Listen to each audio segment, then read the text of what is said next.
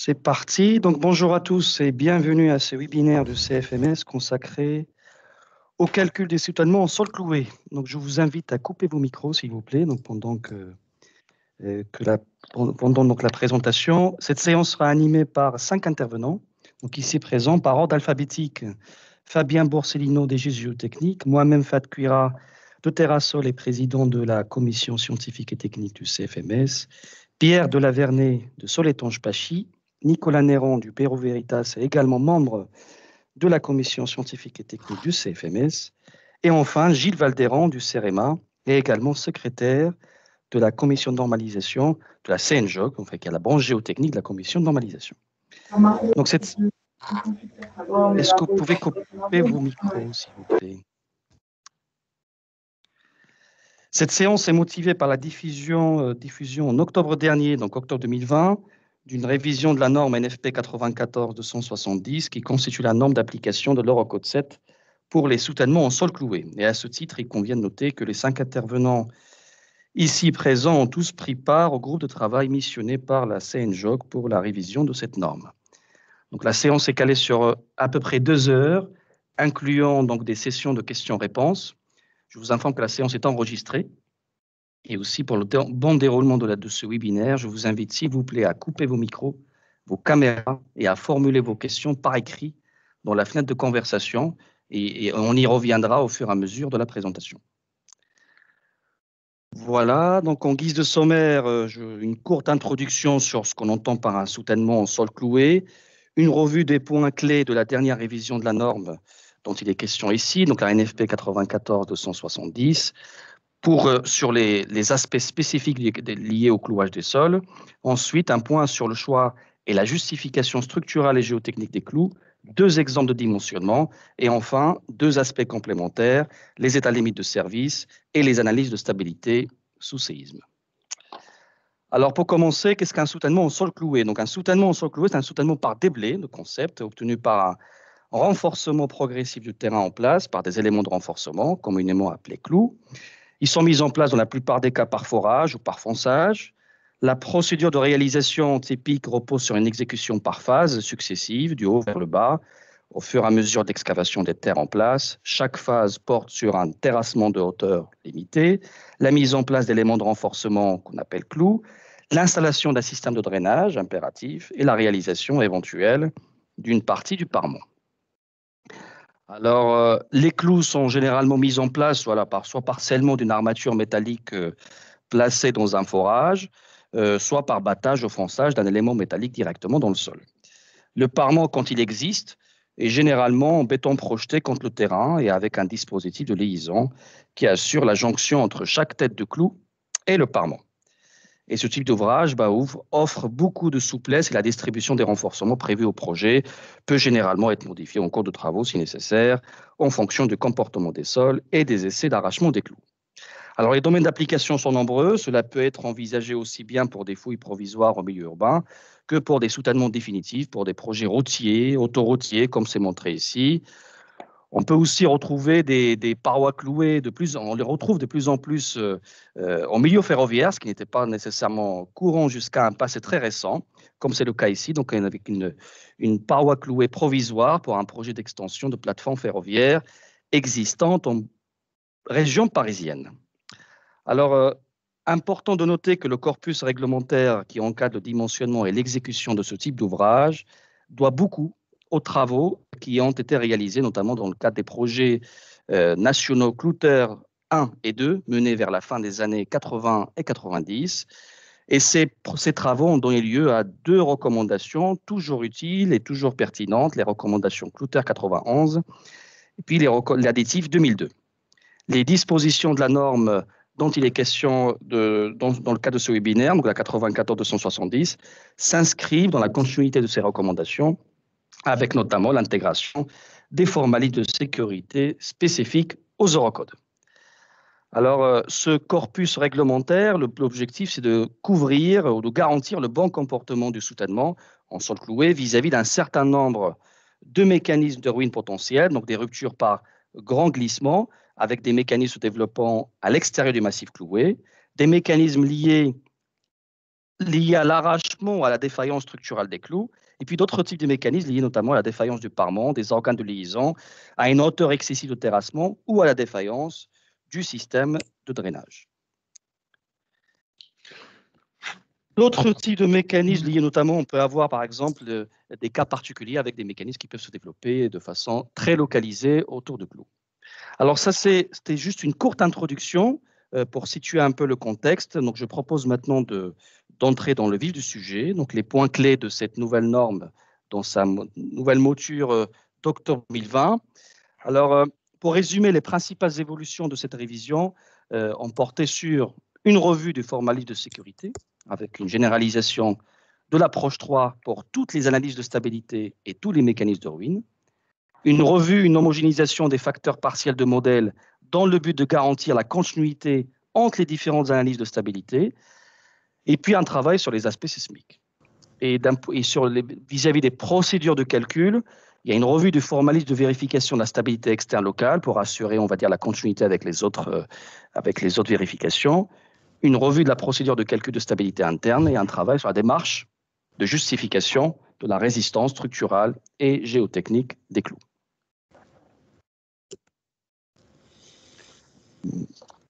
Bien. Et donc ensuite, je vous invite au passage à couper vos micros, s'il vous plaît. Donc ensuite, dans la pratique, le dimensionnement de ce type d'ouvrage repose essentiellement sur l'analyse de stabilité aux états limites ultimes. Alors, ces analyses de stabilité consistent traditionnellement à explorer des surfaces de rupture potentielles. Donc, ça peut être des arcs de cercle ou des arcs de spirale interceptant ou non les clous. L'idée de base, c'est que pour chaque surface de rupture, on écrit l'équilibre limite du massif qui fait intervenir le poids propre, les charges extérieures, les réactions normales et tangentielles du terrain, ainsi que les contributions résistantes des clous. Usuellement, cette contribution est limitée, cette contribution, on va dire, résistante des clous est limitée à la seule composante axiale. Donc, on fait travailler les clous uniquement en traction. L'expérience acquise notamment dans le PN Clouther a montré que le gain potentiel de la prise en compte des efforts de cisaillement-flexion n'excède pas généralement les 10%. Donc, le fait de négliger, pour le cas particulier des clous, le fait de négliger la contribution des efforts de cisaillement est quelque chose de parfaitement légitime. Pour résoudre l'équilibre, différentes méthodes existent, donc faisant intervenir des hypothèses plus ou moins élaborées. Donc l'expérience montre néanmoins que le choix de la méthode de calcul n'est pas de nature à bouleverser les ordres de grandeur. Toutes les méthodes se valent, bien évidemment, dans leur domaine de validité. Et après, l'idée, c'est que, d'un point de vue, on va dire, conventionnel, la norme clouage distingue la stabilité externe générale, qui correspond par convention à des mécanismes de rupture au grand glissement se développant à l'extérieur du massif renforcé. Donc, on distingue ces mécanismes-là de ceux qui correspondent à ce qu'on appelle la stabilité mixte, qui concerne donc par convention des mécanismes qui interceptent le massif renforcé et qui se développent dans une zone comprise entre plus ou moins 3H de part et d'autre du massif renforcé. Donc, ces analyses de stabilité classiques, on va dire, sont complétées par une vérification de la stabilité interne qui vise à couvrir le risque d'une perte d'adhérence sur le clou, donc le QS, le défaut de résistance structurelle des clous, la résistance donc axiale de l'acier par exemple, et la défaillance du parement et des dispositifs de liaison. Donc sur cet aspect-là, cette nouvelle révision apporte pas mal d'évolutions, et en particulier, donc au fait, cette vérification requiert comme principale donnée d'entrée les efforts de traction nécessaires à l'équilibre limite du soutènement cloué. Équilibre limite au sens du formalisme de sécurité, c'est-à-dire quand on parle d'équilibre limite, c'est après avoir pénalisé, entre guillemets, à la source, les propriétés de cisaillement selon le formalisme de sécurité qu'on va présenter ou rappeler tout à l'heure. Donc, à cet effet, l'idée, c'est que la nouvelle version de la norme, donc l'annexe E, propose une procédure de calcul optimisée, entre guillemets, qui consiste à exploiter les mêmes modèles que ceux que l'on utilise traditionnellement pour les analyses de stabilité mixte et générale, avec néanmoins une adaptation de la façon dont l'effort résistant est comptabilisé au niveau de chaque clou. L'idée, c'est qu'on fait intervenir explicitement dans le calcul de l'effort résistant, le Tmax, on fait intervenir la notion de l'effort en tête du clou, noté ici T0. Et donc la procédure qui est proposée consiste ensuite à rechercher itérativement l'effort T0 à considérer en tête de clou qui permet d'obtenir l'équilibre limite au sens du formalisme de sécurité appliqué à la source. Une fois le T0 calé, Est-ce que pouvez couper vos micros, s'il vous plaît? Est-ce qu'une fois le T0 calé, l'effort Tmax correspondant est l'effort de traction maximale à considérer pour les vérifications de stabilité interne? Alors, dans la pratique, l'analyse est phasée. Donc, on montrera tout à l'heure à travers un exemple pratique. Et les efforts T0 peuvent être calés successivement d'une phase à l'autre. Chaque phase correspond à l'activation d'un lit de clous et permet donc de caler l'effort T0 correspondant et donc de caler le Tmax correspondant. Alors, pour compléter, l'idée, c'est ça, c'est quelque chose qui n'est pas propre à cette nouvelle révision. L'idée d'un dimensionnement, pour dimensionner correctement un soutènement en sol cloué, on complète, notamment pour des soutènements, par exemple, définitifs, on complète par une analyse de stabilité externe locale, qui consiste à assimiler le massif renforcé à une sorte de mur poids équivalent, dont on vérifie la stabilité locale au glissement et au poinçonnement, sachant que vis-à-vis du poinçonnement, il s'agit en réalité plutôt d'une sorte d'instabilité locale du fond de fouille, donc par analogie à ce que l'on fait pour les écrans de soutènement, donc via le mécanisme dit de renard solide. Alors, toutes ces analyses de stabilité obéissent à un formalisme de sécurité unique commun qui correspond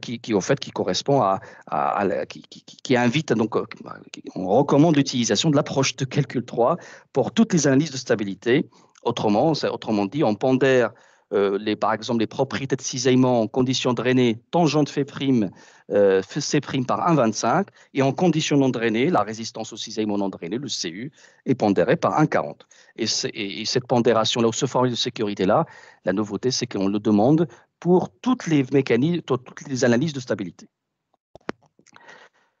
Et en complément à cela s'ajoute donc un facteur partiel de modèle, noté gamma RD, tri égal à 1,2 pour les ouvrages sensibles au déplacement et 1,1 pour les ouvrages jugés peu sensibles au déplacement. Alors, des valeurs intermédiaires ont été proposées dans cette révision pour le cas, par exemple, d'une phase transitoire, d'une situation accidentelle.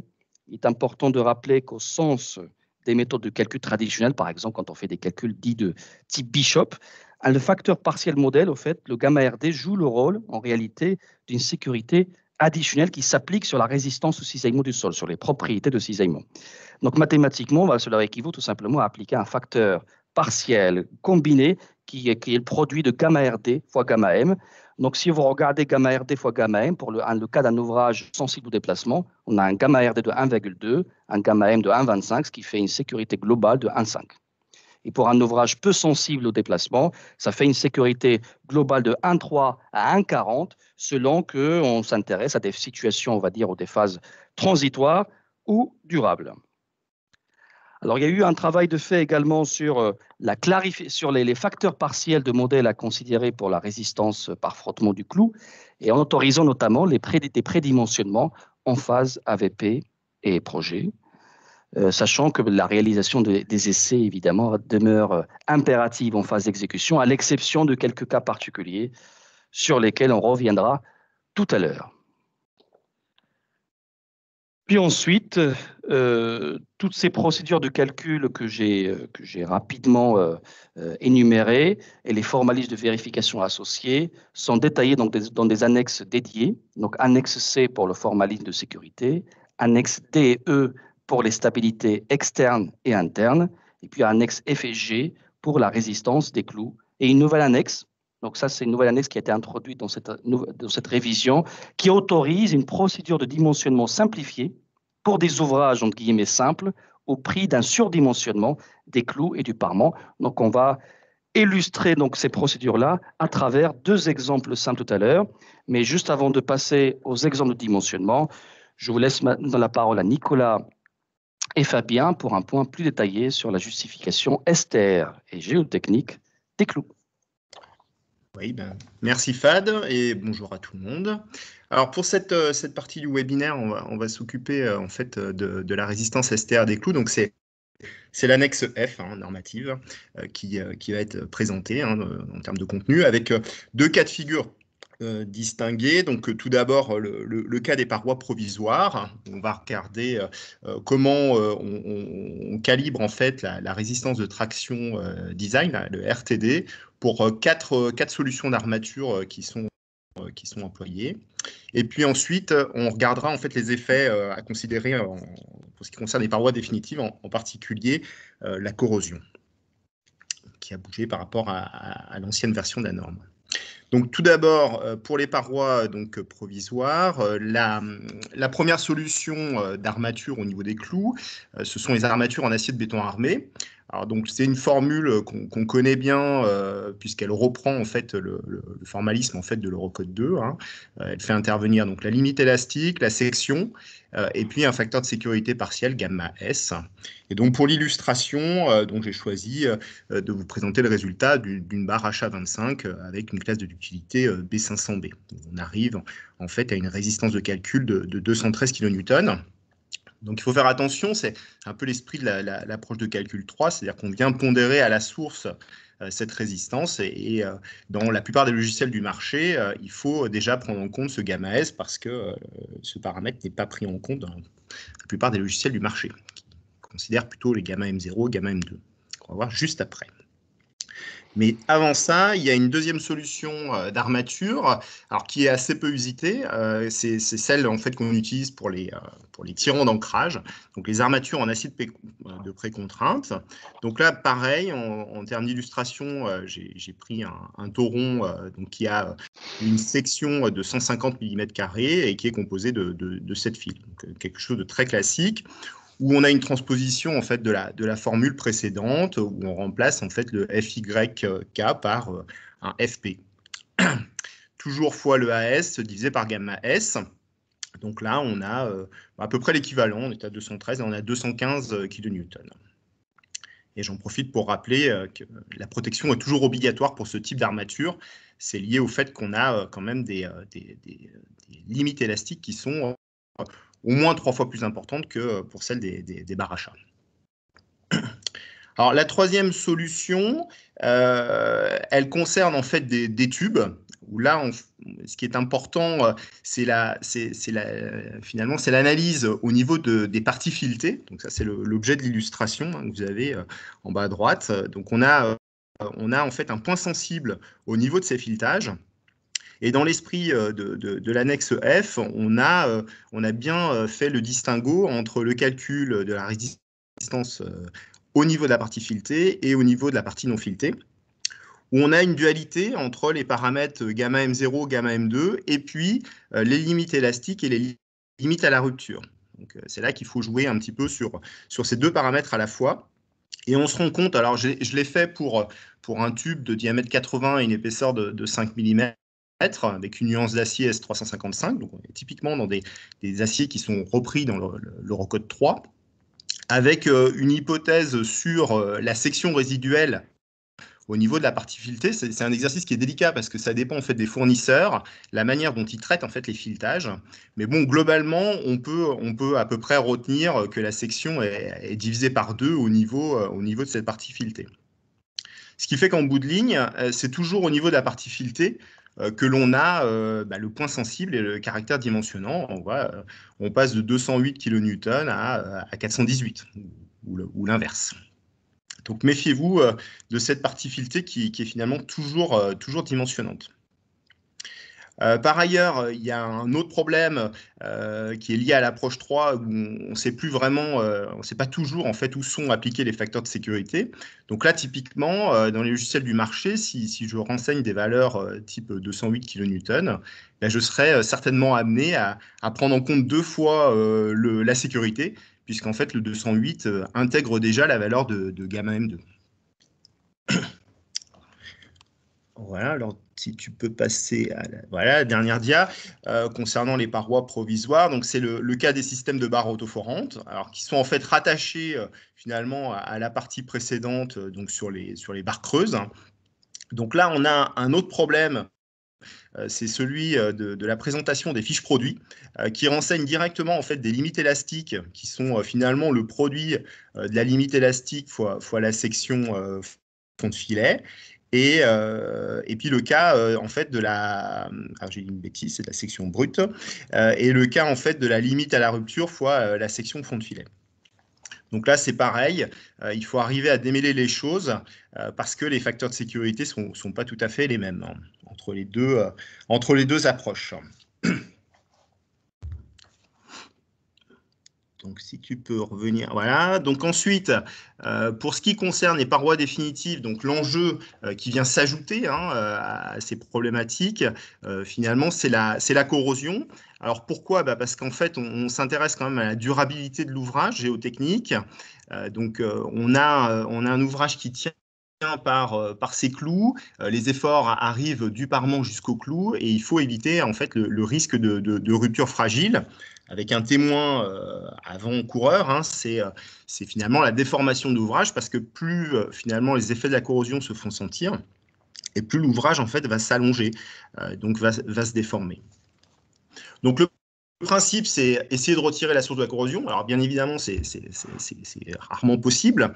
Donc, la vraie solution, c'est de la prendre en compte lors du dimensionnement et de la préparation du chantier. Donc, la première solution, c'est finalement consacrer une épaisseur sacrificielle donc au niveau de l'acier. Donc, on se retrouve avec une réduction dans le temps des sections AS et AG, ce qui génère donc une augmentation de la déformabilité. L'autre solution, c'est protéger les clous en les galvanisant. Alors ça, c'est un apport de la nouvelle version de la norme qui est de dire, attention, c'est pas parce qu'on galvanise qu'on règle totalement le problème de la corrosion, puisqu'en fait, cette épaisseur de galvanisation est amenée en fait à être attaquée par l'environnement. Et donc, il faut consacrer une perte d'épaisseur. Il faut prendre en compte aussi une perte d'épaisseur de la galvanisation. Donc là, pour le moment, dans la norme, on a écrit que par défaut, la vitesse finalement était divisée par 10 par rapport à la section, enfin l'épaisseur sacrifiée pour l'acier. Mais ce qu'on n'a pas précisé dans la norme, c'est que de façon usuelle, il était quand même assez compliqué d'avoir des épaisseurs de galvanisation supérieures à 100 microns. Donc, ce qui fait qu'au-delà de 1 mm d'épaisseur sacrifiée à la corrosion, eh bien, il est nécessaire de galvaniser et de prendre en compte en fait une épaisseur sacrificielle dans l'acier. Ça se passe de cette façon. C'est une chronologie en termes d'attaque.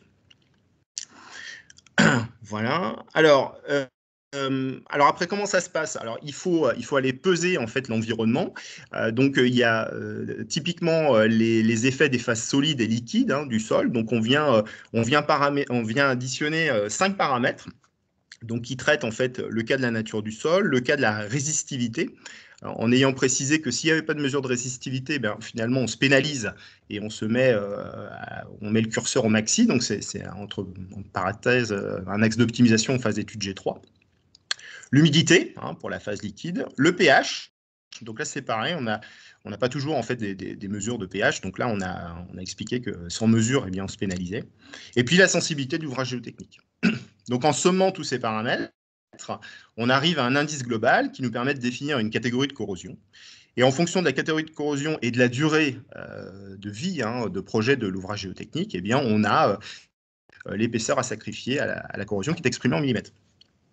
On a toujours des valeurs qui sont à multiplier par 2 dans les environnements tropicaux, donc les DROM et COM. Donc ça ne change pas par rapport à ce qui existait notamment dans la partie 5 de l'Eurocode 3. Si tu peux, Fad, voilà, merci. Donc là, le dernier effet, en fait, c'est celui de la phase gazeuse, alors qui concerne surtout eh bien, quand on a un projet qui est proche d'une activité industrielle, donc lié à l'activité humaine, ou alors au niveau des littoraux avec les effets de la salinité. Donc là, on a une approche qui se veut qualitative. On va simplement apprécier l'environnement dans lequel on va réaliser le projet pour pouvoir déterminer l'épaisseur qui est à sacrifier vis-à-vis des effets de la phase gazeuse. Donc naturellement, il n'y a pas de sujet si les têtes de clous sont intégrées dans le parement, donc traditionnellement en béton armé. Et sinon, eh bien, on a considéré qu'il fallait le prendre en compte jusqu'à ce qu'on soit en fait à 1 mètre dans le massif de sol cloué. Par contre, pas de cumul, c'est-à-dire qu'on va simplement retenir le max des deux entre d'une part la phase gazeuse et puis d'autre part les phases solides et liquides. Voilà, et j'en ai terminé. Merci. Je te laisse la parole, Fabien. Merci Nicolas. Du coup, là, on va attaquer la partie relative au frottement axial limite, le calcul du QS, qui permet le calcul de la résistance ultime d'interaction. Du coup, le QS de calcul, le QSD, hein, lui est basé toujours sur le QS caractéristique, QSK, et cette valeur est affublée d'un coefficient de sécurité unique de 1,15. C'est celui qui est indiqué en dessous, et cette valeur est valable que le QS soit issu d'ABAC ou d'EC. Donc on verra après les deux configurations. D'une manière générale, la valeur de frottement latéral caractéristique, elle est définie à partir d'essais d'arrachement qui sont menés à la rupture, des essais de clous sacrificiels, ça c'est toujours assez classique. Par contre, ce qui a été intégré dans cette version de la norme, c'est la possibilité d'utiliser les abacs de Cloutaire pour estimer les valeurs de QS caractéristiques. De configuration, on peut le faire d'une manière générale, pour les ouvrages de catégorie géotechnique 1, ou alors pour les calculs en phase de conception, tout ce qui est niveau AVP Pro, pour les ouvrages de catégorie supérieure. Auquel cas, dès qu'on se retrouve dans les phases exé, tout doit être dimensionné sur la base d'essais d'arrachement.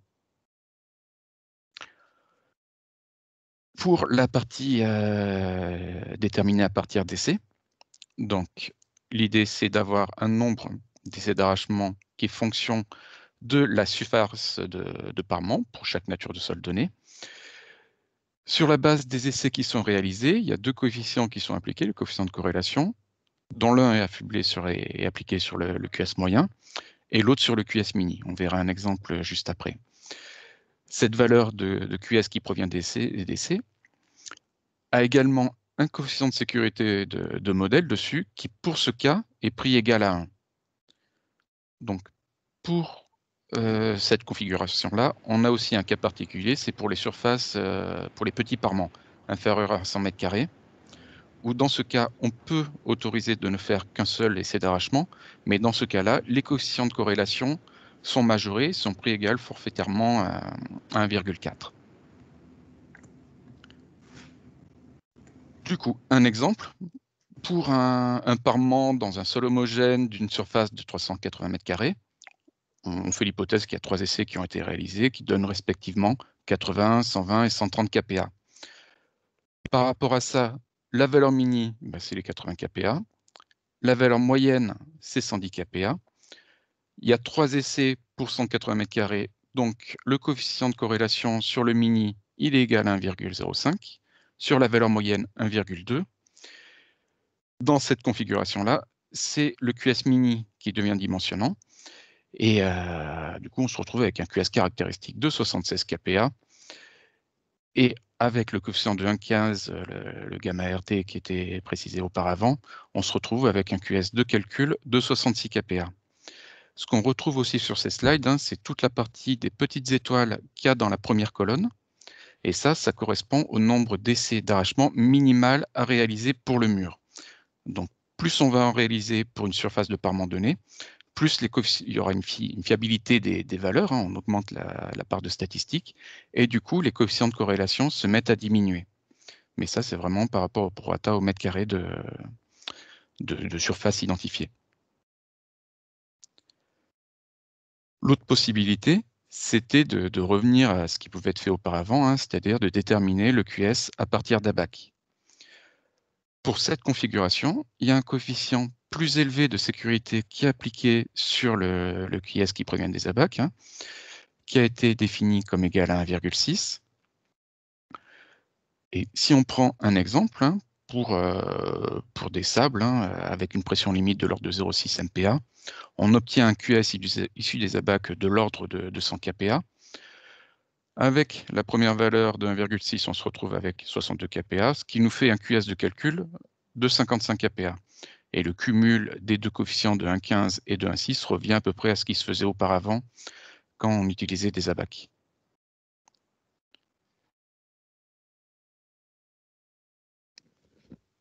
Donc voilà pour cette partie-là. Très bien. Alors, on a eu quelques questions qui portent sur cette première partie. Alors, dans l'ordre, donc il y a une question de Maxime Soudet, je pense. Donc, l'idée, c'est par rapport à donc, quelle est la valeur considérée pour une phase d'excavation? Donc, c'est ce qu'on a désigné par phase transitoire, en fait. Donc, pour une phase transitoire d'excavation, on propose un gamma RD qui peut descendre à 1,05 dans les situations où vous avez un ouvrage qui n'est pas sensible au déplacement. Pour les ouvrages qui sont sensibles au déplacement, on retient 1,2 pour toutes les phases, y compris les phases transitoires. Donc, existe-t-il des dispositions constructives, phasage, forage, projection, permettant de considérer une excavation comme une situation accidentelle? J'aime pas de réponse à cette question, donc on va dire c'est plutôt un choix de l'ingénieur. Et puis pour la troisième question, est-ce qu'un ouvrage exposé à la présence d'une nappe d'eau, est-ce qu'on a une approche pratique de durée de temps d'exposition permettant de distinguer un épisode de phase transitoire d'un épisode de situation accidentelle? Là, il y a, on va dire, des indications précises sur la question de l'eau et niveau d'eau accidentel, etc., qui est rappelé donc dans le cadre de cette norme. Donc on peut se référer à ça. Et pour pouvoir se raccorder aux valeurs de gamma RD qui sont indiquées, là aussi, ça serait forcément un choix de l'ingénieur et au cas par cas. Donc il n'y a pas de règle pratique. Ensuite, on a pourquoi avoir modifié radicalement le calcul de la corrosion par rapport à la précédente version de la note, de la norme. Tu peux peut-être, Oui. Nicolas, tu peux peut-être répondre. Oui, tout à fait. Alors l'objectif, en fait, c'était d'harmoniser ce qui existait dans les différents textes, notamment la partie 5 de l'Eurocode 3, et puis il y avait la norme d'exé des clous. On a voulu mettre en avant une méthode pour caractériser de façon chronologique, même si on a beaucoup de parois clouées qui sont provisoires. On a souhaité, dans cette annexe F, d'abord déterminer comment on caractérisait, comment on quantifiait l'épaisseur à sacrifier à la corrosion. Naturellement, quand on a une durée de vie de projet inférieure à 2 ans, la réponse est toujours 0. Mais au moins, ça permettait d'avoir un travail sur la section et ensuite d'intégrer la limite élastique et le facteur de sécurité partiel sur finalement cette limite élastique. Donc c'est pour ça qu'on a changé cette approche. D'accord. Donc j'espère que ça répond à la question. Et puis ensuite, on a dans la nouvelle typologie d'armature, donc toujours pour toi Nicolas, on a vu que la barre autoforante, donc les barres autoforantes sont rattachées à des tubes. Notion de filetage. À quelle famille doit-on rattacher les barres classiques pleines qui ne sont pas explicitement des armatures de béton armé? Alors, c'est une bonne question. Donc, a priori, elles ne sont même pas couvertes par la norme, mais dans l'esprit, ce serait de les rattacher aux barres de béton armé avec un gamma S de 1,15 qui est retenu, alors je pense sur les deux extrêmes, hein, que sont la limite élastique des barres achat, donc autour de 500 MPa, et puis les armatures de précontrainte où on est facilement au-dessus de 1500 MPa. Dans les deux cas, on a une sécurité de 1,15 sur la limite élastique, donc je pense que c'est ce qu'il faudra faire. Voilà. Très bien. Et puis, il y a une autre question qui porte sur le nombre d'essais. Pour toi, Fabien, donc indiqué par couche de sol, quelle approche pratique pour un modèle géotechnique composé d'une multitude de couches? Les essais sont-ils à multiplier en suivant drastiquement la norme ou peut-on tenir le discours d'une homogénéité de nature géologique en dépit de la description imposée par le modèle? Un avis? Bon, là, il n'y a pas de modification par rapport à ce qui était prévu auparavant. Hein. Oui. Cette configuration-là, elle existait déjà avant. Le tout, après, c'est là aussi, c'est un choix de l'ingénieur d'harmoniser, d'homogénéiser les couches de sol. Parce que c'est pareil, si c'est un multicouche, avec des couches très fines, il faut pouvoir l'identifier par des essais d'arrachement, ce qui n'est pas toujours aisé. Donc là, c'est un choix du modèle géotechnique.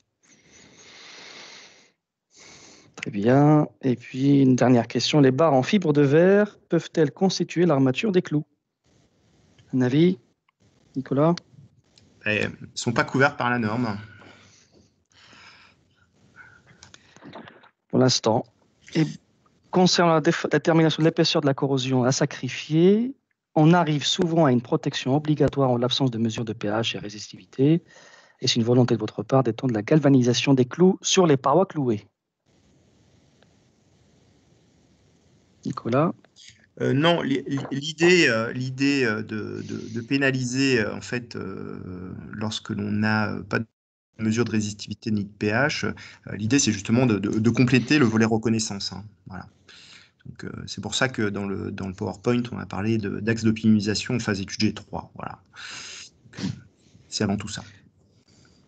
Et puis, j'ai l'impression que j'ai oublié une question, c'était le domaine d'action de massif cloué, je pense en référence à une question par rapport à la nappe. Vous confirmez que le domaine d'activité de massif cloué est toujours dans des sols hors nappe. Le plus important, c'est de faire en sorte que dans la zone de stabilité, qu'il n'y ait pas de nappe. Donc, faire en sorte que le sujet soit réglé soit par des dispositions constructives, soit par la nature, on va dire, hydrogéologique des terrains en place. Voilà, je ne sais pas s'il y a d'autres questions. Bon, en tout cas, s'il y a des questions qui vous reviennent, il y aura une autre, on fera un point d'arrêt à l'issue des 2 exemples de dimensionnement, donc sur lesquels on reviendra aussi sur des, on va dire, la démarche pratique pour le calcul des QS, des résistances au cisaillement, des facteurs partiels de modèle, etc. Donc là, pour la suite, donc je laisse la parole à Fabien, de nouveau, pour présenter un premier exemple. Oui, du coup, pour cet exemple, on est parti sur un mur cloué de 5 mètres de hauteur, hein, avec un fruit de 1 pour 5, avec 2 couches de sol. Une première partie qui concerne essentiellement le mur, hein, avec un angle de frottement de 30 degrés, une cohésion de 5 kPa, un QS caractéristique de 80 kPa, un poids volumique de 19 kN au mètre cube, et puis un sol qui s'améliore avec la profondeur, hein, où il y a un gain aussi bien au niveau de l'angle de frottement, de la cohésion que du QS. On a appliqué une surcharge répartie en tête de 10 kPa, et on est parti sur des clous de type HA25, forage de 90 mm, avec une maille de 1,50 m par 1,50 m, en considérant que cet ouvrage était un ouvrage de catégorie géotechnique 2, pour lequel donc le déplacement n'est pas un critère de dimensionnement. Et par rapport à ce point, on est parti sur une approche plutôt classique pour celui-là, hein, c'est-à-dire de justifier dans un premier temps la stabilité générale et la stabilité mixte, hein, par un même calcul, puis de justifier un peu la stabilité externe, et enfin de justifier la stabilité interne. Donc pour cette première étape de stabilité générale et mixte, comme présenté auparavant par Fad, hein, on a un calcul en approche 3, donc les coefficients de sécurité sur tangente phi et C', on a pris un 25, coefficient sur la surcharge 1,3. On est dans le cas d'un ouvrage peu sensible aux déformations, hein. Donc le gamma RD, le coefficient de modèle, il vaut 1,05 pour la phase transitoire et 1,10 pour la phase durable. On est parti pour cette configuration-là pour des clous de longueur homogène, et on a cherché à justifier la longueur mini pour obtenir un coefficient de sécurité de 1, donc conforme à la norme avec application du gamma RD, sachant que l'objectif à terme est de le comparer aussi avec l'analyse simplifiée. Et du coup, pour cette configuration-là, on arrive à des clous de longueur 4,70 m. Du coup, là, on présente un exemple de calcul pour la stabilité interne. Donc la stabilité interne pour cette configuration-là est également réalisée en approche 3. L'objectif, donc, c'était de rechercher toutes les valeurs d'effort en tête de clou de manière à avoir un coefficient de sécurité de 1 à chacune des hauteurs de passe, ce qui nous permet d'avoir les différentes valeurs d'effort en tête de clou qui sont affichées ici, et moyennant donc le calcul entre la partie en amont de la surface de rupture qui intègre cet effort en tête de clou et la partie en aval, la partie externe aux surfaces de rupture, ça nous permet de déterminer les efforts maximum dans les clous, qui sont de l'ordre de 25 à 35 kN. Donc ce sont bien des efforts par clou, avec des clous avec une maille de 1,5 par 1,5. Ce calcul-là, l'intérêt, c'est aussi qu'il nous permet d'obtenir les efforts en tête de clou, enfin au niveau du parement, pour le dimensionnement du parement. Donc, avec le calcul de la contrainte au niveau du parement, qui dépend donc des efforts maxi en tête de clou, ramené avec la maille du clouage et le coefficient qui permet d'arriver à l'effort maxi en tête de clou, on arrive à une contrainte au niveau du parement de l'ordre de 10 à 15 kPa. Donc ça, c'est quelque chose qui arrive et qui permet de dimensionner à terme le parement. On est bien dans une contrainte ELU, hein, vu l'application des coefficients de sécurité partielle. À la source. À la source, voilà. Et par rapport à ça, on va regarder ensuite la stabilité externe avec Gilles. Oui, donc de même pour l'ensemble des vérifications de la stabilité externe locale est réalisée en approche 3, c'est-à-dire donc on pondère à la source les valeurs caractéristiques du cisaillement par le produit gamma M fois gamma RD. Et ensuite, l'analyse de la stabilité externe locale est menée en assimilant le massif renforcé à un mur poids équivalent, dont le contour est défini par un parement fictif à l'amont qui passe à l'arrière des clous. Sur ce parement fictif s'applique la poussée, dont l'inclinaison est calée à phi'(d), donc qui est la valeur de calcul de l'angle de frottement, et qui correspond à un frottement sol-sol. Cette poussée est déterminée par Kako, Kéricel et Apsi, qui dans leur table donnent les coefficients idoines.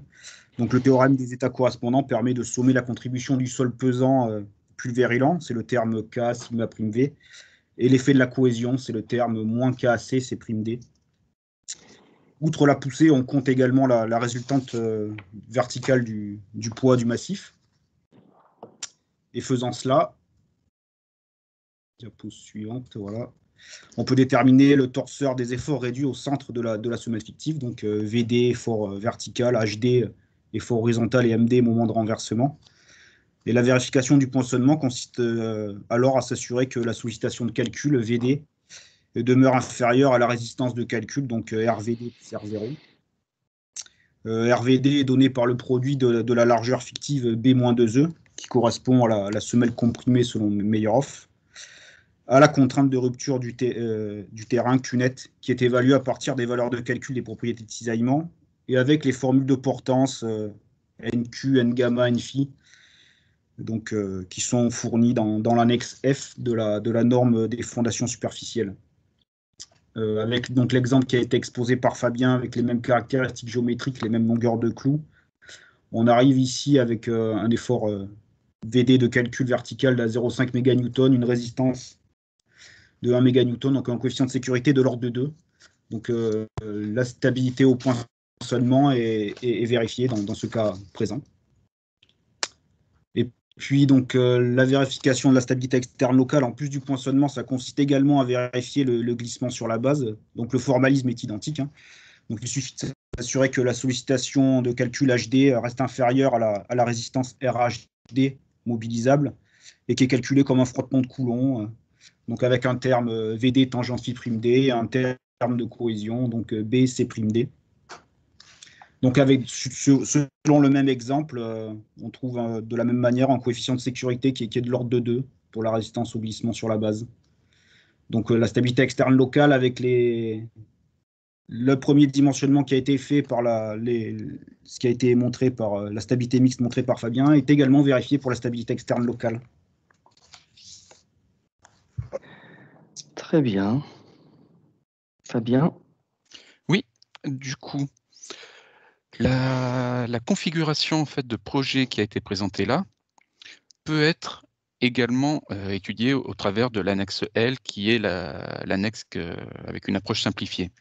Alors déjà, pour rappeler le contexte dans lequel peut s'appliquer cette annexe L, il convient d'être dans un ouvrage qui ne relève pas de la catégorie géotechnique 3, donc on est dans 1 ou 2, un ouvrage qui est réalisé dans des sols homogènes, ou au moins qui s'améliore avec la profondeur, qui présente une hauteur inférieure ou égale à 5 mètres et des proportions courantes, dont les clous sont régulièrement espacés et présentent des caractéristiques homogènes, fondés sur des terrains qui augmentent comme dit auparavant, hein, et qui sont soumis à des charges de faible intensité et surtout pas à proximité directe d'avoisinants.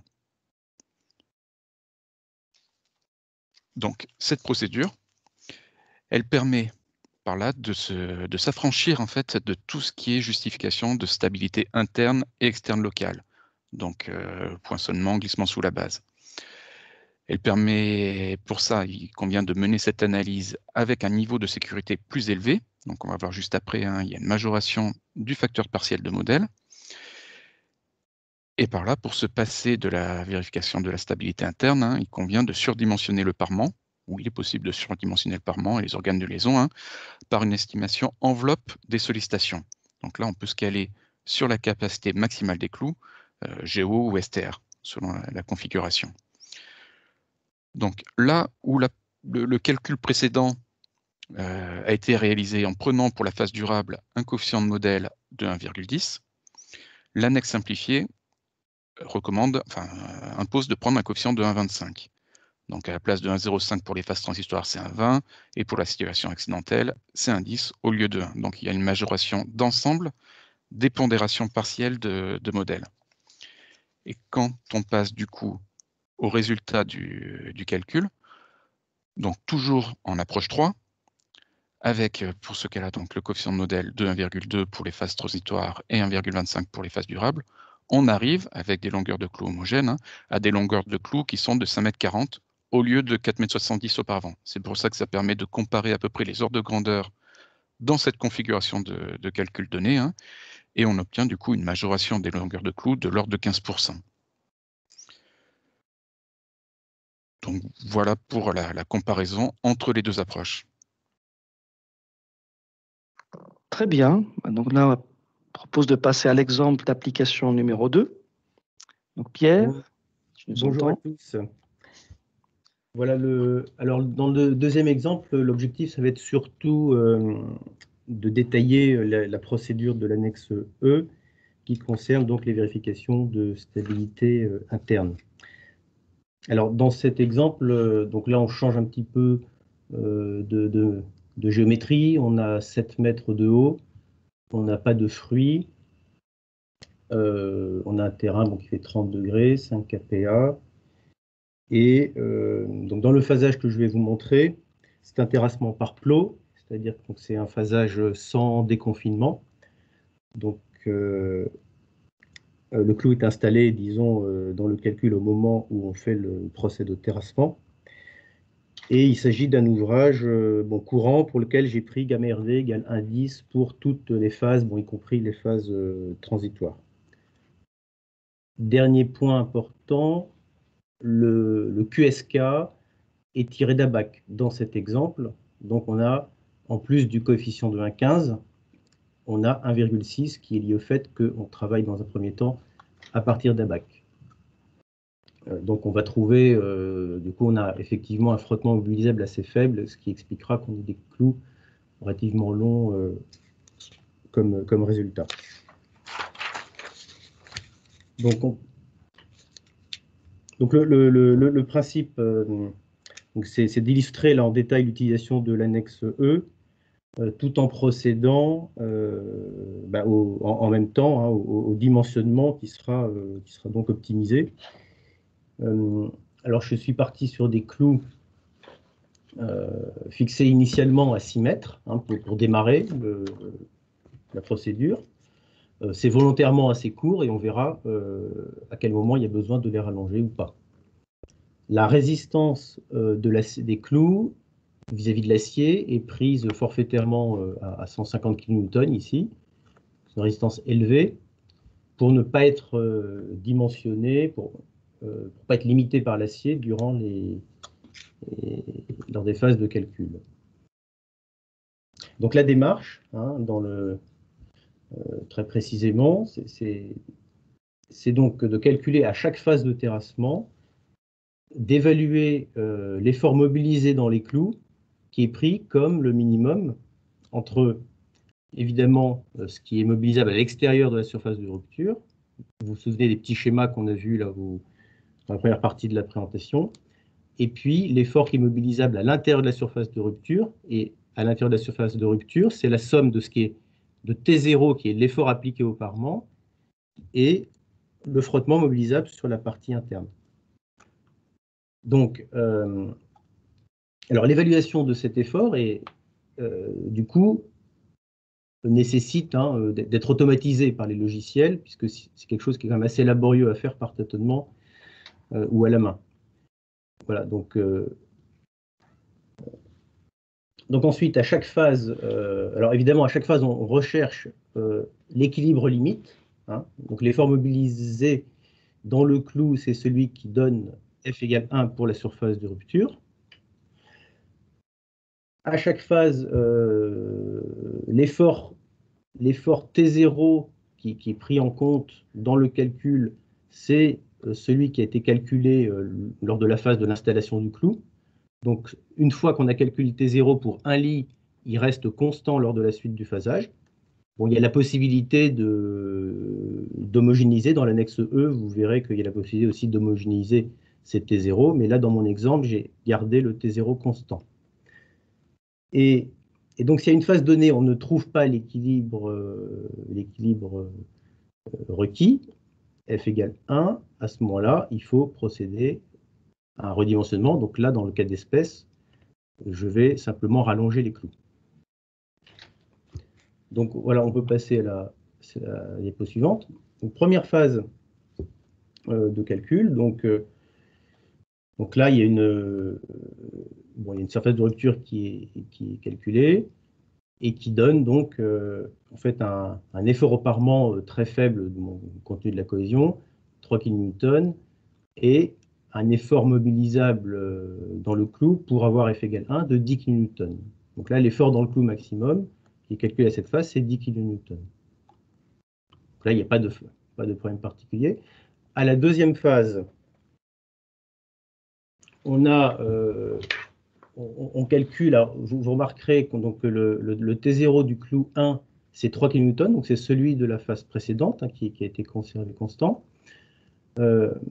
Et vous verrez, et donc vous voyez que pour avoir F égale 1, on a besoin de mobiliser donc, dans le clou 19 kN pour le lit de tête, 43 kN pour le deuxième lit. Tu peux afficher le petit commentaire que j'ai mis, Fad? Voilà, donc là, ce qui est intéressant de remarquer tout de suite, et bon, c'est généralisable aux phases suivantes, on a, lors de cette phase, un effort maximum mobilisé dans le clou de tête qui est supérieur, évidemment, à ce qu'on avait mobilisé à la phase précédente, ce qui est normal, puisque les surfaces de rupture sont différentes, augmentent. Et donc, c'est un message qu'il faut bien avoir en tête, c'est qu'au cours du phasage, l'effort maximum mobilisé dans les clous augmente. Et physiquement, c'est tout à fait normal. On peut passer à la diapo suivante. Donc, pour la phase 3, là, j'ai toujours pas besoin de rallonger les clous, c'est-à-dire que on trouve l'équilibre limite avec sans difficulté pour évaluer donc les efforts en tête de parement et les efforts maximaux dans les clous. Et là, pour cette phase-là, on est toujours limité, disons, par ce qui est mobilisable à l'intérieur de la surface de rupture. Donc c'est ce que j'ai mis dans le commentaire, je pense. Voilà. Donc là, toujours, pour bien que vous compreniez la démarche, les efforts en tête de parement dans cette procédure sont fixés en fonction de la phase d'installation du clou. Donc, diapo suivante. Alors, diapo suivante, là, ça commence à être intéressant, puisque on s'aperçoit qu'avec avec ce dimensionnement, avec ces longueurs de clous en particulier, on a un problème, c'est-à-dire qu'on ne trouve pas de surface de rupture qui permettent d'avoir un facteur de sécurité de 1. Alors, en particulier, on voit que dans les clous 2 et 3, on voit qu'on mobilise ici, pour la surface de rupture la plus critique, des efforts qui sont même légèrement inférieurs à ce qu'on avait trouvé à la phase précédente. Et pour le clou 3 même, on voit que l'effort mobilisé, ou mobilisable, il est inférieur même à l'effort en tête de parement qu'on avait estimé à la phase précédente. Donc là, ça veut dire, et pourquoi? C'est simplement qu'on est limité, pour cette surface de rupture qui est plus profonde que les phases précédentes, on est limité par la partie externe du cercle. Donc il va falloir rallonger les clous.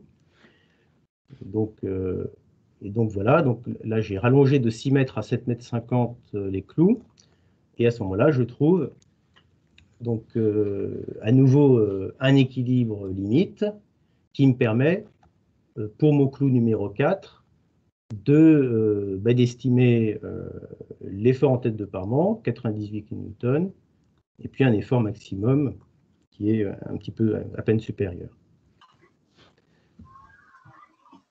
Pour la phase, alors le commentaire, c'est que après avoir rallongé les clous, on trouve une surface de rupture qui est un petit peu différente que la précédente, pour laquelle on avait F différent de 1, inférieur à 1.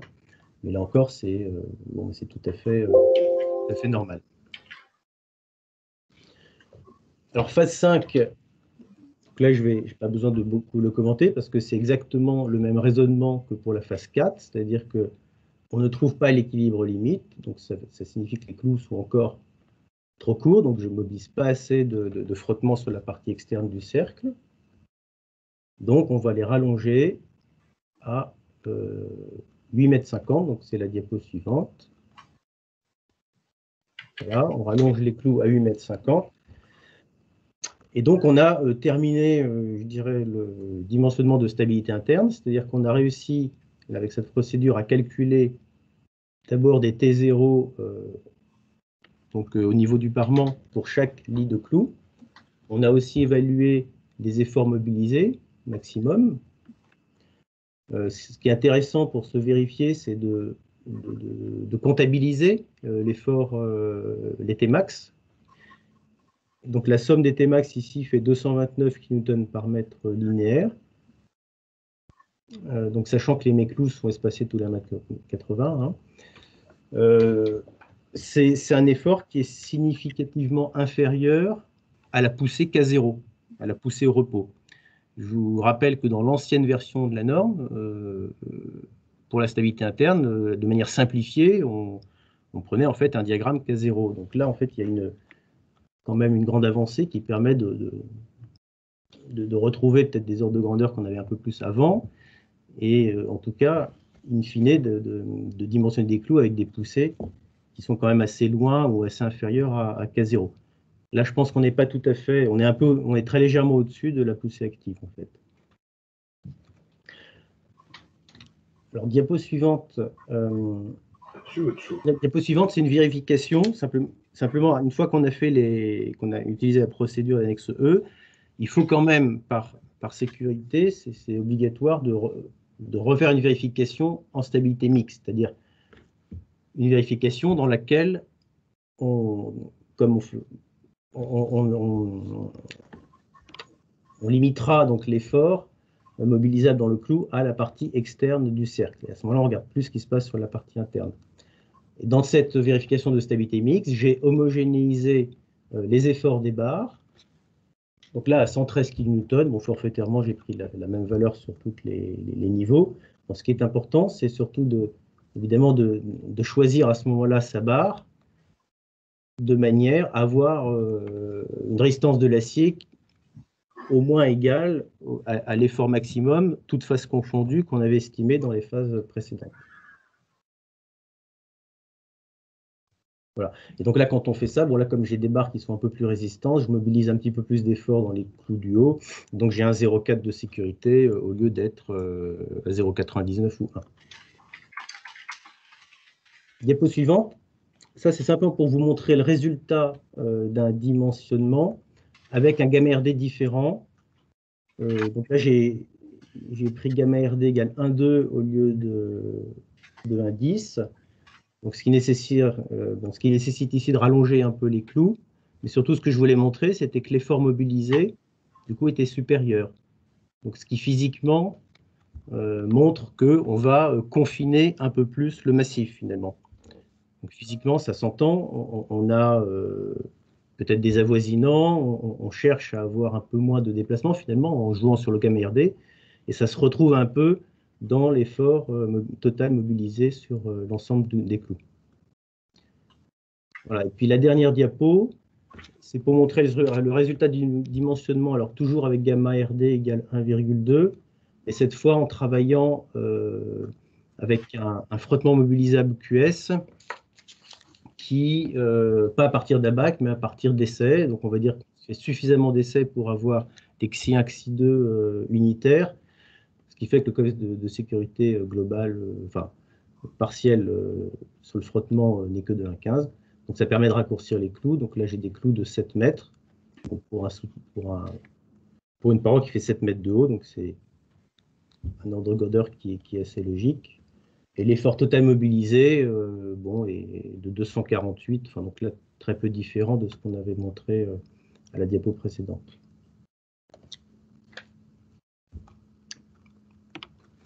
Voilà. Je crois pas. Pour la partie externe, je laisse la parole à Gilles, je crois. Ok, oui. Donc sur ce second exemple, on est parti du dimensionnement qu'a obtenu Pierre par ses calculs de stabilité mixte phasée et de stabilité mixte en phase finale. Donc la longueur des clous ici est calée à 8,50 m et les caractéristiques des sols sont exactement les mêmes que dans l'exemple présenté. Et en fait, si on déroule ce qui a été exposé pour l'exemple 1, on s'aperçoit que le poinçonnement sur la base, qu'on peut assimiler à une stabilité de fond de fouille, est vérifié avec les données du problème, et que le glissement plan sur la base est également vérifié. Donc ici, la stabilité externe locale est vérifiée sans aucune difficulté et n'est pas dimensionnante vis-à-vis des mécanismes explorés par Pierre précédemment.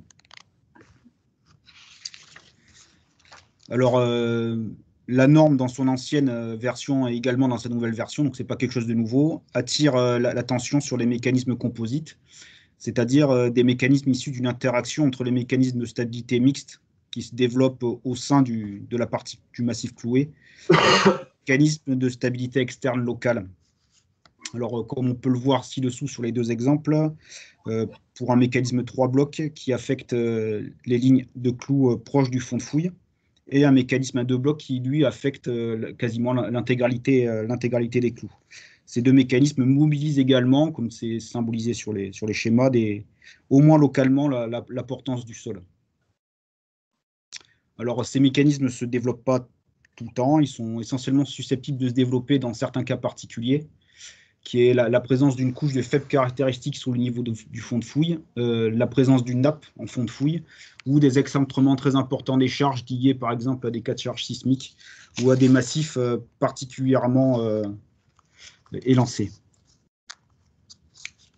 Alors sur la diapo suivante, on voit exactement. Alors il apparaît donc que la norme propose que l'on peut explorer ces mécanismes composites par des mécanismes simplifiés, en faisant des coupures sur les blocs amont et aval, et en insérant directement sur ces frontières donc les valeurs de calcul de la poussée et de la butée mobilisable.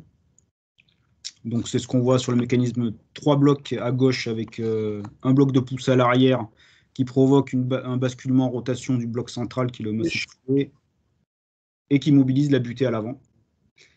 Et un mécanisme bibloc sur la droite, donc où seul est mobilisé une partie de la butée en pied de paroi. Donc maintenant, si on se réfère à l'exemple toujours donné par Pierre et qu'on utilise notre logiciel de calcul favori, donc on peut modéliser ces mécanismes, en rajoutant donc le bloc de butée à l'avant qui est la butée mobilisable, tout elle aussi incliné à phi prime d, vu que c'est un frottement sol-sol. Et dans les cas présentés par Pierre, donc on obtient des coefficients de sécurité f égale 1,17 et f égale 1,14 supérieur à 1. Donc en fait, ce qui se passe, c'est que la qualité du sol support de la fondation, donc les marnes, empêchent le développement de mécanismes qui viendraient mobiliser la butée en pied de paroi.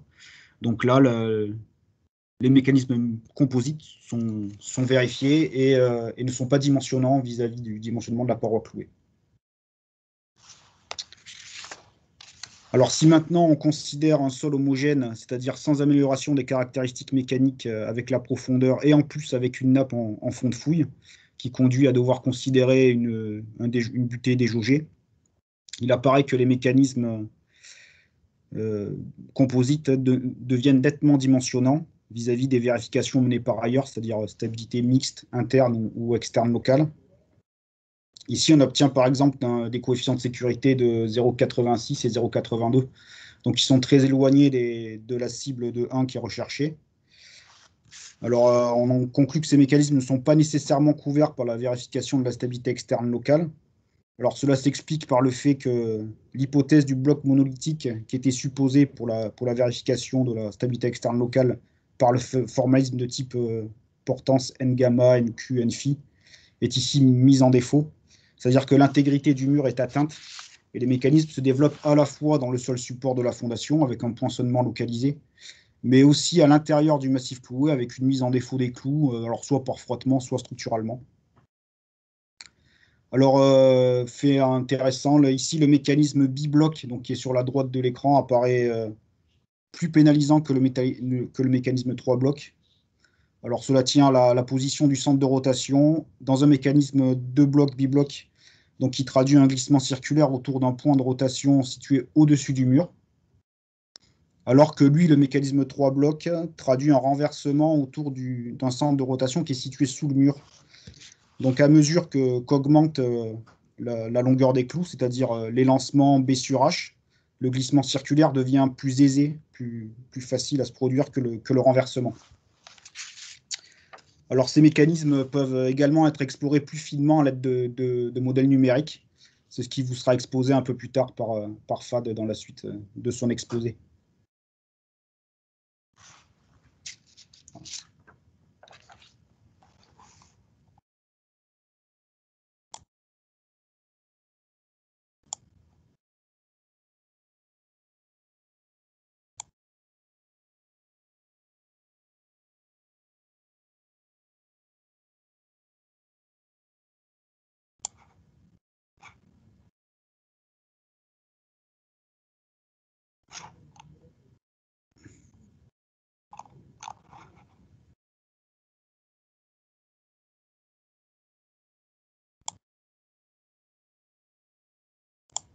Oui.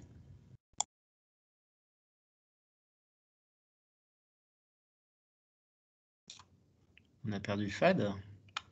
Ah ouais, je pensais que c'était que moi qui s'était déconnecté, mais non. Fad, tu as peut-être coupé ton micro ou...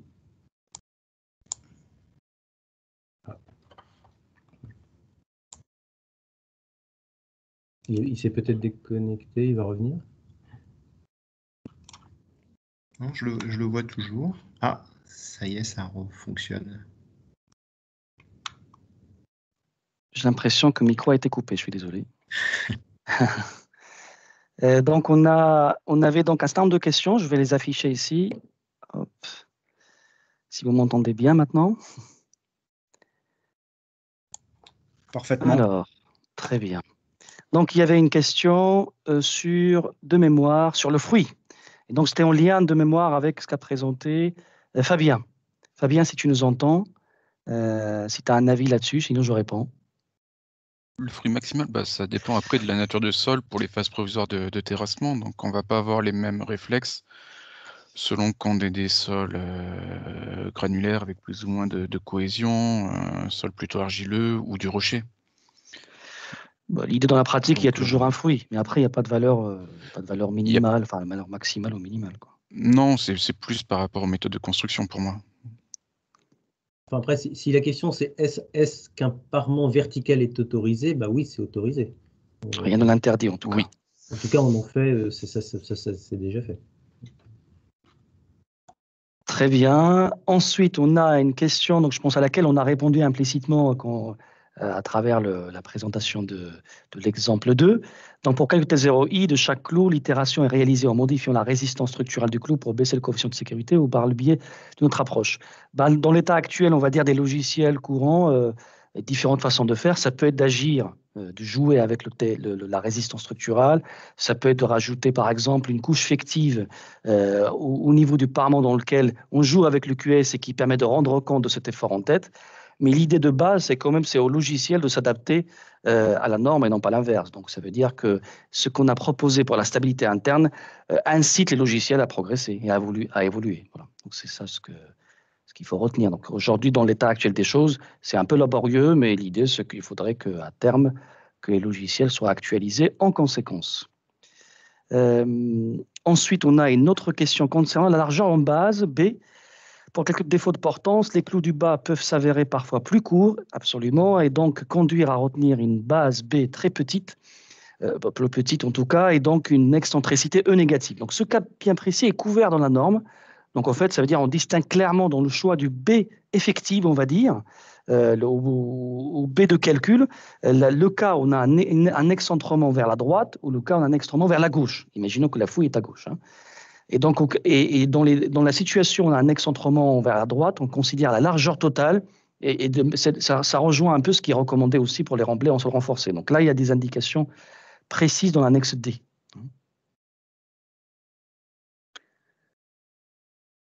OK.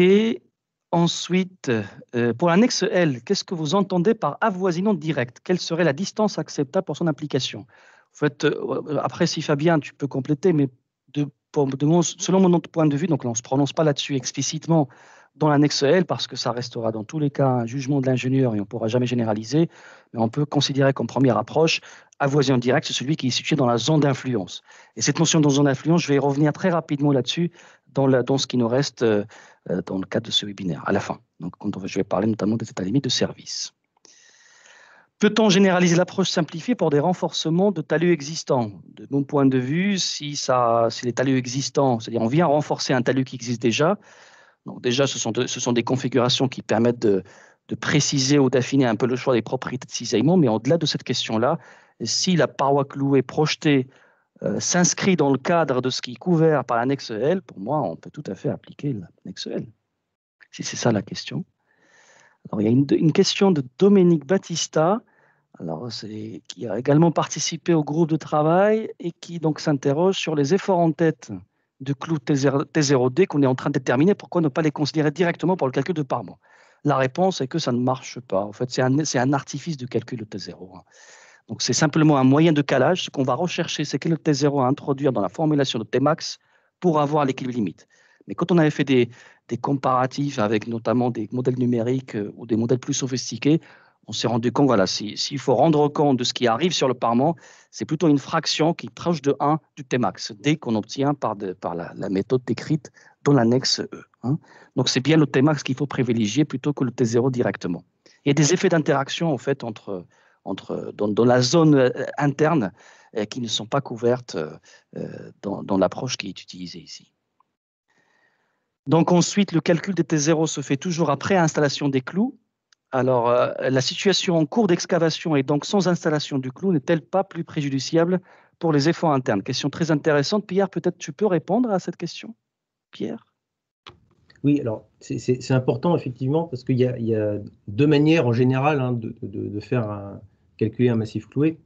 Il y a le fait d'accepter du déconfinement ou de ne pas accepter de déconfinement. Quand à une phase de terrassement, vous installez le clou en même temps, ça suppose que vous n'avez pas eu de déconfinement et ça suppose que vous ayez un phasage par plot. Alors, c'est toujours assez délicat de dire quelle longueur de plot est admissible. Donc, je dirais l'ordre de grandeur, c'est des plots qui font 5 mètres de long, quelque chose comme ça, et puis pas trop, évidemment. Si par contre, vous voulez un phasage avec plus de souplesse et que vous terrassez des grandes bandes de terrassement, à ce moment-là, ça veut dire qu'implicitement, vous admettez qu'il y a du déconfinement. À ce moment-là, la phase doit être calculée, et quand vous calculez cette phase, vous ne mettez pas le clou. C'est-à-dire que donc là, voilà. Mais moi, le phasage que je vous ai présenté dans l'exemple, c'était un phasage sans déconfinement, donc ça veut dire par plot, quoi. C'est-à-dire qu'on compte sur des effets 3D pour que la phase en question, avant installation du clou, ne soit pas dimensionnante. Oui, si ce n'est pas le cas, il faudra le prendre en compte. Et voilà. Et sinon, il faut le calculer. Calculer la phase sans le clou dans ce cas-là. Sans le clou, exactement. J'espère que ça répond à la question. Et puis après, il y a une question, comment déterminer la somme des efforts que tu as affichés, Pierre? Donc les 229 par exemple. En fait, c'est tout simplement la somme des... Voilà, vas-y. Voilà. C'est une addition. C'est la somme des efforts mobilisés. Les Tmax dès que tu as trouvé à l'issue du calage. Voilà. Et qui est donc amené, donc ce 220, cet effort-là total, et évolue évidemment au fur et à mesure de l'excavation. Et donc, c'est la résultante de cet effort qui nous sert à voir qu'est-ce qui a été transféré sur le parement, on va dire, et puis qu'est-ce qui est repris par la base du massif. C'est ce qui était ignoré implicitement dans l'approche K0, c'est qu'on ignorait implicitement la contribution du cisaillement à la base du massif renforcé. Alors, il y a une question, le fait de rajouter un coefficient de sécurité important sur les QS et Sudabac, alors que ces dernières sont déjà souvent très défavorables par rapport aux essais réalisés, conduit à surdimensionner très fortement les longueurs de clous en phase de conception et donc à surestimer les quantités dans les DCE et l'estimation du coût des travaux. Quand les entreprises réalisent leurs clous et optimisent largement les longueurs, cela peut générer des problèmes contractuels. Comment peut-on éviter ces problèmes? Donc, tu peux peut-être, Fabien, apporter un point de vue là-dessus, si tu en as? Non, pas trop. Effectivement, les QS issus d'ABAC, bon, bah, ils sont donnés. Après, le point qu'on peut juste rajouter par rapport à ça, peut-être, hein, c'est que ce qu'on voit souvent, c'est que quand on fait les essais d'arrachement pour les projets, enfin en phase d'exécution, il y a quand même pas mal de cas où il y a un des essais qui donne une valeur mini qui devient elle dimensionnante. Donc, il faut être aussi prudent par rapport à ce point-là. Après, j'ai pas d'avis supplémentaire. Je n'ai rien à dire de plus là-dessus, mais voilà, l'idée, c'est qu'au niveau de sécurité que l'on applique là, c'est que je pense important de rappeler, 1,6 fois 1,15, ça fait 1,8, et c'est le niveau de sécurité que l'on avait avant d'Angleterre. Donc, c'était comme ça que ça a été calé. Et puis, cette on va dire, distinction que l'on pourrait avoir, ou ce contraste que l'on pourrait avoir entre le niveau de sécurité en phase projet et en phase exé, on l'a aussi pour d'autres types d'ancrage. La nouvelle version de la norme autorise à homogénéiser les T0, on a un T0 unique, sans préciser les cas où c'est licite. Pouvez-vous indiquer ces cas? Donc je pense que la question qui est posée fait référence à cette configuration-là, je pense. Donc dans la norme, dans l'annexe E, on évoque au fait deux façons de caler les T0. Ce qui a été présenté dans les exemples tout à l'heure, les exemples 1 et 2, c'est une analyse phasée sans redistribution, en ce sens que le T0 est calé à chaque phase, à la phase où le clou est activé, et puis on maintient la valeur de T0 pour les phases suivantes. L'idée, c'est que pour les ouvrages, notamment définitifs, pour les fouilles définitives, il peut être opportun d'examiner en plus on va dire des situations de redistribution, de dire finalement, quand on arrive à la phase 4, je vais maintenant regarder une situation de redistribution, donc je recale de nouveau un T0 unique commun à tous les clous, et j'essaie de voir les Tmax qui en résultent, et de voir est-ce que c'est de nature à remettre en cause le dimensionnement qui a été réalisé initialement par l'approche phasée où on ajuste au fur et à mesure les T0. Et on ouvre aussi la porte, mais là, pour l'instant, c'est simplement pour ne pas la fermer, on ouvre aussi la porte à une analyse, on va dire, avec redistribution qui couvre toutes les phases. Typiquement, dans les situations, on va dire que les durées de phase sont jugées, on va dire, importantes par l'ingénieur. Et donc, on estime qu'il peut y avoir une redistribution et qui intervient lors des différentes phases d'excavation. Voilà. Donc, c'est une ouverture, mais effectivement, c'est volontairement qu'on ne se prononce pas, qu'on ne cadre pas le domaine d'application de ces deux approches. Typiquement, à titre personnel, moi, ce que je ferai les deux. Voilà. Je ferai les deux. Et puis, si je reviens aux questions, bonjour, à quoi ressemble le petit carré marron en pied de chaque terrassement sur le calcul Talleyrand? Tu peux préciser, Pierre? Oui. Alors, pour afficher la diapo correspondance, c'est ce petit carré marron qui te permet sans doute de forcer le passage. C'est pour obliger le passage du cercle arrivé en pied de talus, parce que si je faisais pas ça, il est arrivé à certaines phases que mon cercle arrive juste au-dessus, enfin 10 cm au-dessus du clou posé, ce qui n'est pas très réaliste, puisque on a le parement. D'accord. Alors, qu'est-ce qu'il y avait d'autre comme question? Pas mal de questions. Ensuite, on a l'excavation n'est pas réalisée par plot. Si l'excavation n'est pas réalisée par plot, est-ce qu'il faut calculer T0 avec l'excavation sans le clou? La méthodologie exposée est valable dans le cas de rupture multibloc. La première partie de la question, peut-être, Pierre, si l'excavation n'est pas réalisée par plot, est-ce qu'il faut calculer T0? Je pense que tu as déjà répondu. Oui, c'était la même réponse que tout à l'heure. Enfin, il faut faire un calcul qui est conforme au phasage, en fait. Donc, soit avec déconfinement, soit sans déconfinement. D'accord. Et ensuite, la méthodologie exposée est-elle valable dans le cas de rupture multibloc? Absolument. C'est ça l'idée, c'est que, en fait, là, on n'est pas obligé de se cantonner à des mécanismes tels qu'on les voit ici. On peut explorer tout type de mécanismes. La démarche reste la même, c'est de chercher le T0. Ce qu'on cherche, ce n'est pas un mécanisme. On cherche un T0 qui conduit à l'équilibre limite. Évidemment, quand on a des situations comme celles qui avaient été montrées, qui sont quand même rares, qui avaient été montrées par Gilles, où on a on va dire une fondation à la base ici qui est propice au développement de mécanismes multiblocs, à ce moment-là, en fait, ce sont ces mécanismes-là qui peuvent gouverner une partie on va dire, de l'effort T0.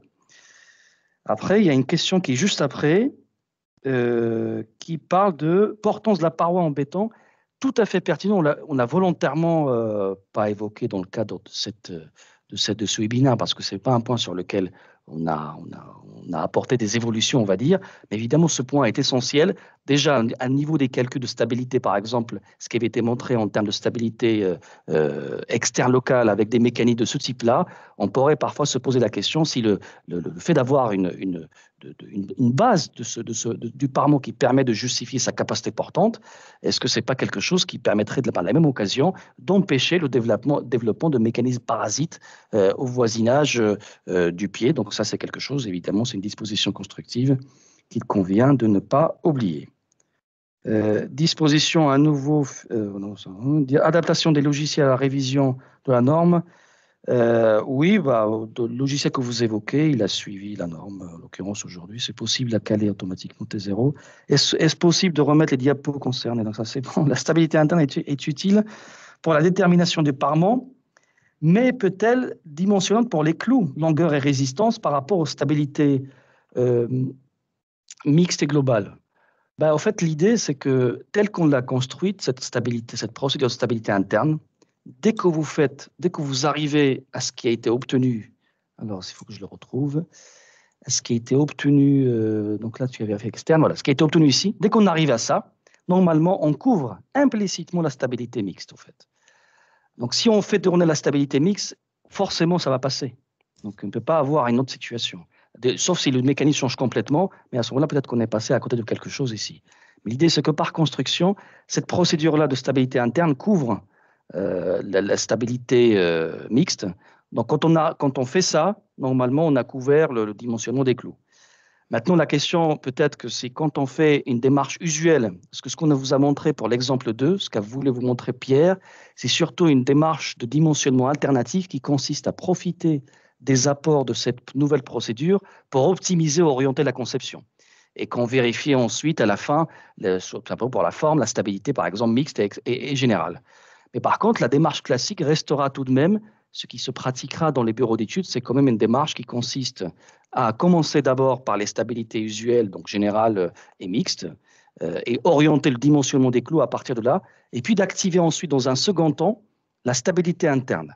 Et là, selon moi, si on active la procédure de stabilité interne à partir de dimensionnements faits à travers les stabilités générales et mixtes, on peut avoir des situations où il faut rallonger les clous ou revoir la résistance du parement, par exemple. Donc ça veut dire que tel que c'est présenté, au fait, la stabilité interne a un sens, et à la fois pour le parement, mais également pour la résistance structurale ou la longueur des clous. Juste ça l'esprit au départ. Donc j'espère que ça répond à votre question. Et puis voilà, donc je pense qu'on a fait le tour. Je ne sais pas s'il y a d'autres questions. Il nous reste une dizaine de minutes ou une quinzaine de minutes pour couvrir la dernière partie de la présentation. Et donc là, alors je vais juste me positionner ici. Et donc là, pour compléter la présentation des analyses de stabilité qui ont été montrées donc, tout à l'heure, quelques mots sur les ELS et les ULU sismiques. Alors, à commencer donc par les limites de service, la question des déplacements.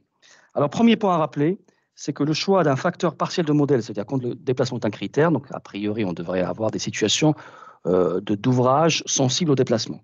Ce qu'il faut rappeler, c'est que le choix d'un facteur partiel de modèle de 1,2 pour les analyses de stabilité permet implicitement de garantir un faible niveau de déformation. Quand on parle d'un faible niveau de déformation pour ce type d'ouvrage, typiquement dans une gamme de l'ordre de 1 à 4 fois, 1 à 4 millième de la hauteur soutenue. C'est ça le faible niveau de déplacement. Si l'on veut maintenant viser un déplacement plus faible, donc 1 à 4 millième de H, c'est typiquement par exemple pour une hauteur de 10 mètres, si j'arrondis 10 mètres, ça vous donne un déplacement de l'ordre de 1 à 4 cm. Pour une hauteur de 5 mètres, ça vous donne un déplacement de l'ordre de 1 à 2 cm. Donc, si maintenant on veut viser un déplacement plus faible, il faut soit une sécurité plus importante, soit, c'est-à-dire un déplacement plus faible dans des proportions significatives par rapport à cet ordre de grandeur qui est affiché. Donc, soit on vise une sécurité plus importante, soit on complète par des ancrages actifs, par exemple. En l'occurrence, il faut accepter l'idée qu'un travail optimal des clous nécessite par construction des clous, c'est des ancrages passifs, un déplacement. S'il n'y a pas de déplacement, il n'y a pas d'effort.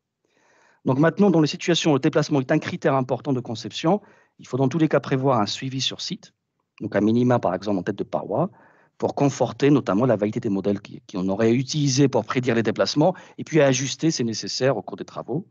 Il convient aussi de rappeler que la finalité, et ça c'est un raisonnement qui n'est pas propre aux parois clouées, la finalité ce n'est pas tant le déplacement de la paroi clouée en elle-même, ce qui est visé, et c'est surtout le déplacement induit sur les ouvrages portés, avoisinants. Donc pour une paroi clouée isolée, en toute rigueur, il ne devrait pas y avoir lieu de se soucier de la question de déplacement.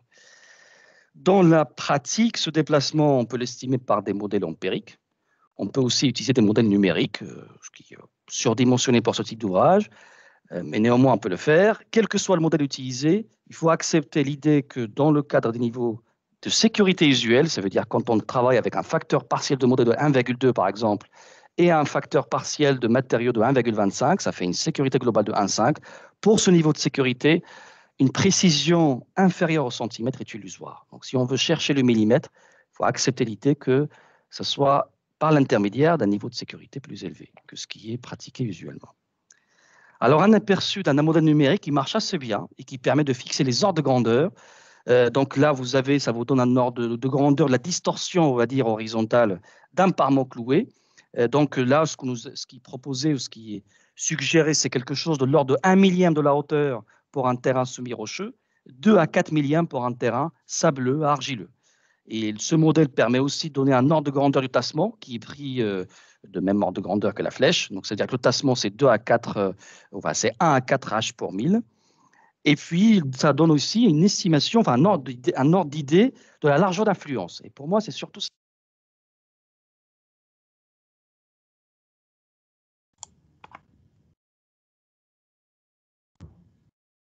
On a perdu le micro, Fad.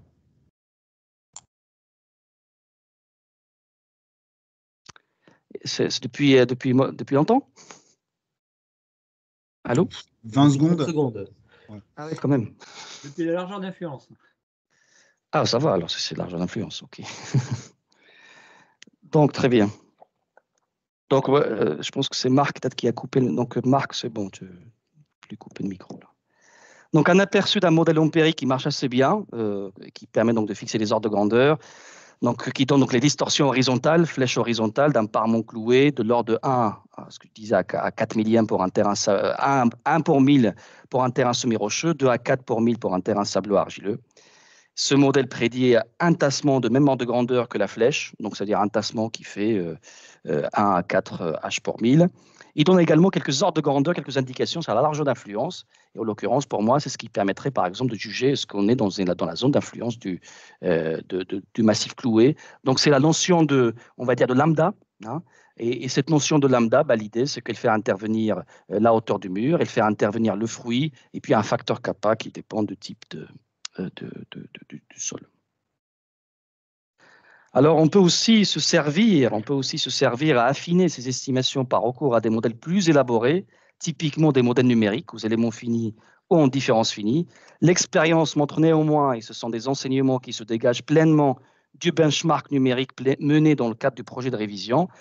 Ce qu'on constate, c'est qu'il peut y avoir parfois, et ça c'est quelque chose qu'on a constaté à partir d'un exemple pour lequel les propriétés sont fixées à l'avance. Donc, ce qu'on constate, c'est qu'il peut y avoir parfois une divergence significative sur les déplacements et surtout sur les efforts ELS dans les clous. Pour donner un ordre d'idée, une divergence qui a été constatée par exemple dans le cas de ce benchmark numérique qui est affiché là à l'écran, c'est un rapport de 1 à 2,5 selon la loi de comportement. Et la loi de réaction, la loi d'interaction sur le clou et implicitement selon le logiciel. Et donc là, je parle d'un cas d'école pour lequel les propriétés de cisaillement et les caractéristiques des clous ont été fixées à l'avance. Par contre, un enseignement intéressant qu'on avait tiré de ce benchmark, c'est qu'on constate que dès qu'on se place sur le critère de rupture, en réduisant par exemple, en forçant le modèle, en réduisant par exemple à la source les propriétés de cisaillement, typiquement si vous avez un ouvrage qui est dimensionné de façon optimale, donc un ouvrage sensible au déplacement, c'est 1,5 en facteur de sécurité globale. Donc se placer sur le critère de rupture revient à dire finalement je crée une phase, ELU entre guillemets, dans laquelle je réduis tangente phi et C, tangente phi prime et C prime, par 1,5. Et donc à partir de cette phase-là, ce qu'on constate, c'est que finalement à ce moment-là, il y a très peu de divergence entre les modèles. Et tous les modèles, quelle que soit la loi de comportement, on gomme l'effet de la loi de comportement. Et quelle que soit la loi de comportement, on arrive à des efforts ELU, qui deviennent donc des efforts ELU comparables. Et donc, en fait, c'est ce qui nous a fait considérer, dans le cadre du groupe de travail, que dans la pratique, ces modèles ont pour vocation principale d'affiner l'estimation des déplacements, et ce, dans la continuité des ordres de grandeur usuels, ce qui permettrait de cadrer un peu le choix des lois de comportement. Sachant qu'au-delà de la question de déplacement, si l'on décide d'extraire des efforts ELU à partir d'un modèle numérique, l'idée de base qui est recommandée dans cette nouvelle version de la norme, c'est d'utiliser le même format de sécurité. Autrement dit, les efforts ELU ne s'obtiennent pas en majorant par 1,35 l'effort ELS, donc il n'y a plus d'approche 2, on applique toujours l'approche 3 pour garantir la continuité avec d'autres méthodes d'analyse. Donc, c'est-à-dire il y aura toujours une phase ELU dans laquelle on réduit les propriétés de cisaillement et qui donne donc directement accès aux efforts ELU, donc à partir de cette pondération à la source. Rappelons néanmoins que l'utilisation des modèles numériques présente bien évidemment des avantages décisifs quand il s'agit par exemple d'apprécier l'incidence favorable ou défavorable d'une disposition particulière. Je pense notamment au cas d'une paroi comportant un lit de tirant précontraint destiné à limiter le déplacement. Ils peuvent aussi également être utiles pour optimiser la cinématique de phasage, rendre compte des mécanismes plus complexes, comme par exemple ceux qui ont été évoqués tout à l'heure par Gilles, qui comportent 2 ou plusieurs blocs d'interaction. Ça, c'est typiquement quelque chose que le modèle numérique a la capacité de faire découvrir. Et puis, pour finir cette présentation, quelques mots sur les aspects sismiques. Et en l'occurrence, dans la norme 94-270, ces aspects sismiques font l'objet d'une annexe dédiée qui complète les dispositions de l'Eurocode 8, partie 5. Et en particulier, il est important de rappeler qu'un état limite sismique, qu'on le veuille ou non, c'est un état limite de déplacement. Et plus précisément, un état limite pour lequel il y a apparition de déplacement irréversible d'une amplitude inacceptable. Donc, je cite l'Eurocode 8, partie 5. Et que lorsqu'un formalisme de sécurité est utilisé pour justifier cet état limite sismique, c'est avant tout un moyen détourné de couvrir ces déplacements irréversibles post-séisme. On peut aussi utiliser des analyses directement en déplacement, par exemple des modèles de blocs rigides de type Newmark ou des modèles dynamiques non linéaires qui visent par construction à quantifier directement ces déplacements irréversibles et vérifier leur acceptabilité vis-à-vis de l'ouvrage porté. Dans tous les cas, l'idée de base, c'est de garder à l'esprit qu'un ouvrage en sol cloué est un ouvrage qui dispose par construction d'une capacité certaine à dissiper de l'énergie et à autoriser des déplacements. Donc, dans la pratique, par conséquent, lorsqu'on utilise des modèles, par exemple, pseudostatiques pour vérifier la stabilité pour un ouvrage en sol cloué, c'est également la recommandation qui a été faite pour les remblais en sol renforcé. L'annexe I propose de viser un facteur partiel modèle combiné de produit de gamma M fois gamma RD égale à 1. Une proposition d'ailleurs qui anticipe la future révision de l'Eurocode 8. Ensuite, sur le plan pratique, la mise en œuvre de ce type d'analyse se fait de façon analogue à ce qui a été présenté précédemment. Donc, on peut reconduire les mêmes modèles mêmes analyses de stabilité avec différents modes de ruine potentielle, de stabilité mixte, externe, etc. La seule différence, c'est qu'on rajoute une action sismique qui est introduite dans le cadre de ces modèles pseudostatiques comme une force d'inertie équivalente aux 2 forces d'inertie équivalentes, verticales, horizontales, qui sont proportionnelles à la masse ou au poids quand on utilise dans la pratique la notion de coefficient sismique KH, KV qui sont donnés ici. Donc, c'est dans ces coefficients que la notion de déplacement accepté ou acceptable intervient via le facteur R. Donc, R égale à 1 équivaut par définition à 0 déplacement. R égale à 2 revient à accepter des déplacements typiquement de l'ordre de quelques centimètres. Et quand je parle de déplacement, je vise les déplacements irréversibles post-séisme, qui sont le point de référence pour juger d'un état limite sismique. Pour les mécanismes de stabilité mixte et générale, il est recommandé de prendre R égale à 2, donc pour des mécanismes par exemple globaux, tandis que pour les mécanismes locaux de stabilité externe locale, donc la portance, le glissement, là on choisit R compris entre 1 et 2 selon la sensibilité de l'ouvrage porté. Donc si on n'a pas de question, s'il n'y a pas d'ouvrage sensible à proximité, donc on retient R égale à 2. Si on veut 0 déplacement sous séisme, on prend R égale à 1. Voilà, donc on arrive au terme de cette présentation qui avait pour objectif, je le rappelle, de rendre compte des principales évolutions de cette norme, de cette nouvelle version de la norme clouage. et dont je rappelle ici, donc en guise de synthèse, les grandes lignes. Et donc, les principales évolutions, c'est la revue du formalisme de sécurité, comme vous avez pu le voir, généralisation de l'approche 3 pour toutes les analyses de stabilité, clarification et homogénéisation des facteurs partiels de modèle, clarification du niveau de sécurité à considérer sous actions sismiques. Et puis, cette révision apporte aussi quelques compléments sur les procédures de calcul, en particulier la stabilité externe locale, comme vous avez pu le voir, la stabilité interne, la justification des clous, notamment par exemple en phase AVP projet, et puis une procédure simplifiée pour certaines catégories d'ouvrages. C'est ce qui fait l'objet de l'annexe L.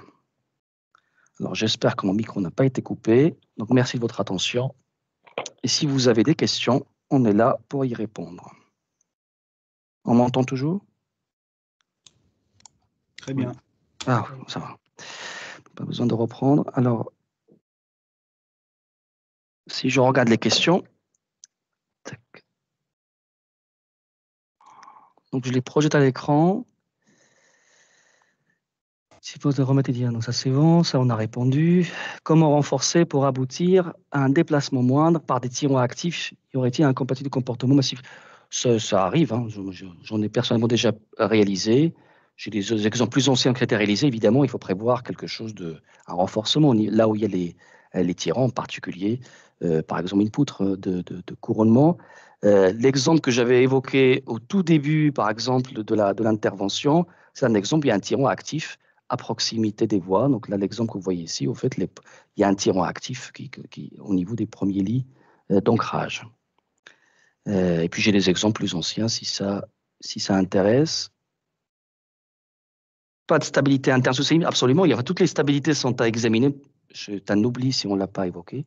Donc la stabilité interne, c'est pour avoir les incréments d'effort à considérer au niveau du parement.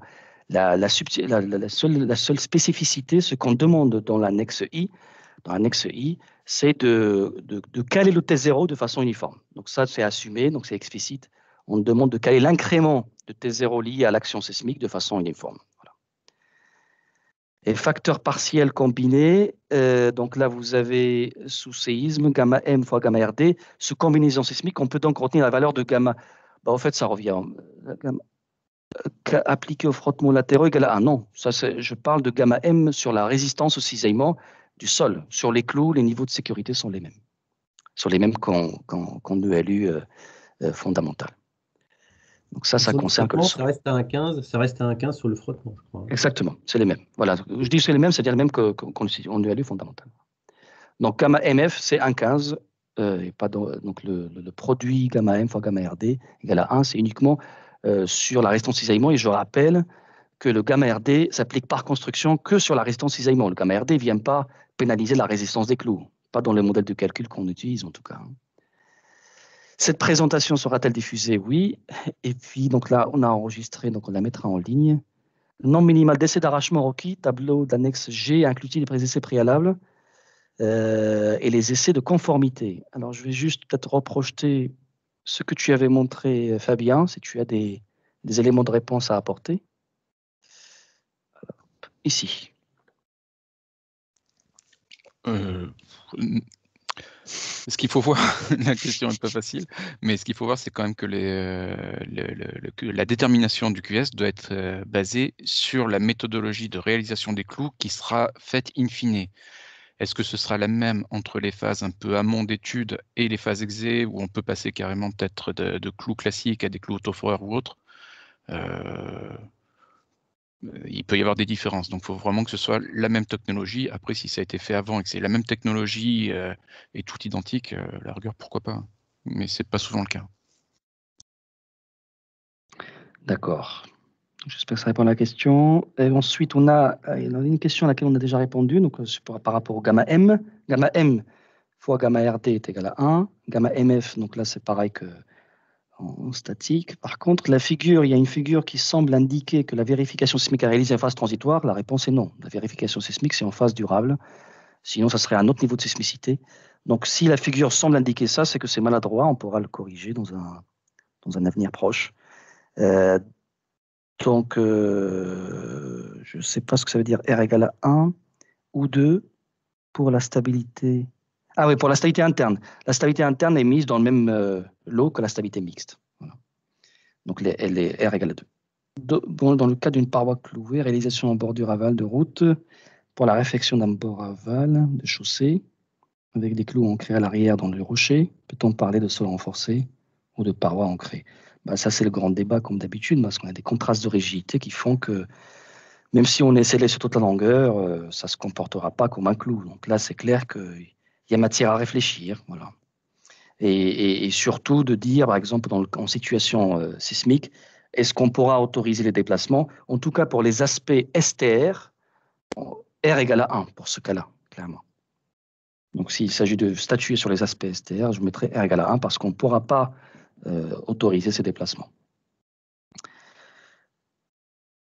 Il me semble qu'un annexe national indique que gamma M. Oui, donc c'est pour ça, en fait, l'idée, c'est que ce que je disais à l'oral, c'est que l'esprit de l'annexe I, c'est de viser un facteur partiel global, gamma M fois gamma RD, qui vaut 1. Dans la version précédente de la norme clouage, on ne se prononçait pas sur le gamma RD. On faisait référence à l'annexe, à la l'Eurocode 8 partie 5 qui propose un gamma M dans sa version actuelle d'un gamma M de 1,25. Le gamma RD n'était pas précisé sous séisme. Donc, dans le cadre de cette révision, on anticipe ce qui va apparaître dans les futures versions de l'Eurocode 8 et qui s'oriente vers un gamma M qui vaut 1. Et donc, en attendant, sur la forme, ça ne changera pas le calcul, le fond, mais sur la forme, si on veut être conforme à l'Eurocode 8 partie 5, ça serait d'introduire dans le logiciel, mais ça reviendra même à la fin, un gamma M égale à 1,25 et un gamma RD égale à 0,8. Et avec ça, on a le même résultat que si on met gamma M égale à gamma RD égale à 1. Donc, et sur cet aspect bien précis, parce que c'est important de l'évoquer, on s'apprête à faire un courrier de la CNJOC pour clarifier cet aspect-là en matière de forme à prévoir pour dimensionner, en attendant donc l'apparition de la future version de l'Eurocode 8. Concernant la technologie de réalisation des essais de convenance, les essais peuvent-ils être réalisés verticalement? Vérification des valeurs de QS, verticale, horizontale, bah ça c'est toujours un sujet. Je ne sais pas s'il y a des... Nicolas ou Fabien, vous avez un avis sur la question? C'est le problème du confinement, quoi. L'idée, c'est de le faire quand même dans les mêmes configurations que l'ouvrage définitif de base. Hein. Après, c'est pas toujours possible.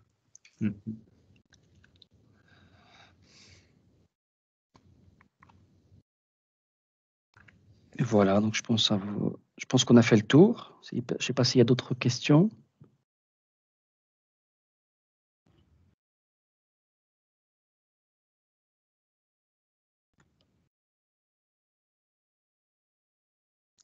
Je redis de nouveau. En attendant la révision de l'Eurocode 8, pour les calculs au séisme, on reste sur un produit gamma M fois gamma RD égale à 1, c'est-à-dire gamma M égale à 1,25 et gamma RD est égal à 0,8. Et ça, on le précisera dans un courrier apparaître prochainement. Voilà, qui complète donc ce qui est dans la norme. Mais la finalité, c'est un produit, c'est un facteur de sécurité globale de 1. Voilà. Donc gamma RD égale à 0,8, c'est pour répondre à si vous prenez gamma M de 1,25. Il y a une question, Roger Franck ici, je crois qu'il y a une question à laquelle il n'a pas été répondu. Est-il prévu de rééditer le livre Cloutaire, Cloutaire de 91? Pas Alors, à ma connaissance. Oui, vas-y. Ouais. On n'a pas répondu, je crois. Étant un des rares survivants de la génération Cloutairin, j'ai envie de dire, évidemment, avec tout ce qu'on voit dans la révision de nos normes nationales, il faudrait évidemment propager ça un petit peu au niveau international, parce que, d'ailleurs, c'est intéressant que la reproduction de la couverture qui a été présentée par Fad tout à l'heure, c'est précisément la version anglaise. Et la version anglaise, elle n'est pas comme ça née par hasard, c'est qu'il y a beaucoup de pays étrangers ont été très intéressés par le savoir-faire français en la matière. Issu, on l'a dit plusieurs fois, du projet national Cloutaire, et donc c'était traduit, je ne sais pas si vous voyez où on va à droite, mais par la Federal Highway Administration, les ponts et chaussées américains, quoi. Alors, effectivement, les reproduire en tant que tels sous cette forme-là, probablement pas, parce que ça poserait un problème de, je ne sais pas, d'essayer d'identification de quel document, qui que quoi, mais quand même, cette question, elle donne peut-être une idée qui serait de propager toujours au niveau international où est-ce qu'on en est en France après ces recommandations Cloutaire, c'est-à-dire peut-être traduire la norme, la nouvelle version de la 94-270 en anglais, on va dire que c'est peut-être pas très pédagogique, et puis bon, pour les pays qui n'ont pas envie d'appliquer les Eurocodes, bon, ça peut être un peu limité, mais de tenir compte de la substantifique moelle, ou plus d'ailleurs, de ce qu'il y a dans notre nouvelle norme, en proposant, ben, je ne sais pas, une nouvelle, carrément, enfin, vous me direz c'est une réédition, mais enfin, une réédition, mais oui, une réédition de tout-terrain, ou alors un document qui soit bien identifié différemment, qui tienne compte, donc je me répète, de tout ce qu'on a appris, tout ce que le groupe de travail nous a appris lors de la révision de la 94-270, en expliquant que c'est une mise à jour des recommandations de 91, un truc comme ça. Je crois qu'au niveau international, ce serait très intéressant. Je suis sûr que beaucoup de pays veulent savoir où on en est, quoi, et qu'est-ce qu'on fait, et le lien avec notre système de normalisation, l'Eurocode 7, etc., Eurocode 7, Eurocode 3, Eurocode 8, etc. C'est certainement intéressant. Faire un document, on va dire, un peu plus pédagogique qu'une norme pour la scène internationale. Voilà, mais effectivement, c'est une idée à creuser, et puis c'est toujours la même chose, il faut trouver Yaka, Faucon, il faut trouver les gens volontaires pour ça, quoi. Voilà. Merci Roger pour cette précision. Alors, il y a une dernière question qui a été postée, entre guillemets, dans le cas d'un sol meuble sur du rocher, la mobilisation des clous au cisaillement ne doit peut-être pas être envisagé, voire combiné, plutôt que, bien sûr, si on a des configurations, le cisaillement apporte quelque chose, rien n'en empêche de l'activer. Je n'ai pas dit qu'il faut l'interdire, j'ai dit simplement dans le cas général, ça apporte peu, mais dans le cas que vous citez, ça peut apporter pas mal, notamment pour les problèmes on va dire, de comportement sous charge horizontale ou sous charge excentrée.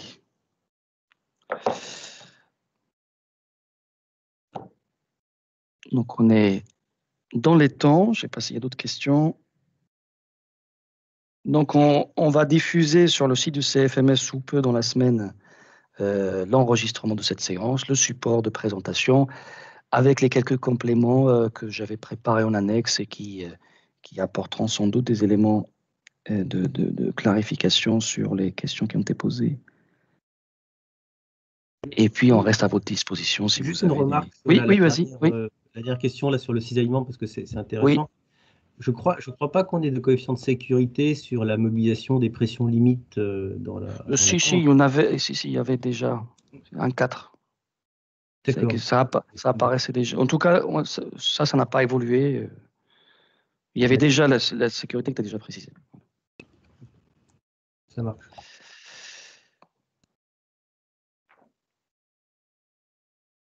Après, je pense que le cas auquel il fait référence, ce n'est pas le PL. Ça sera plutôt la flexion qui va, le cisaillement intrinsèque qui va lâcher en premier. Ok, très bien. Merci beaucoup. Donc, on peut lever la séance et puis on reste à votre disposition si vous avez des questions qui vous reviennent à la suite de ce webinaire. Donc, merci d'avoir suivi jusqu'au bout. Et le prochain webinaire a lieu début juillet, donc dans le cadre d'une séance consacrée aux doctorants en géotechnique. Merci beaucoup.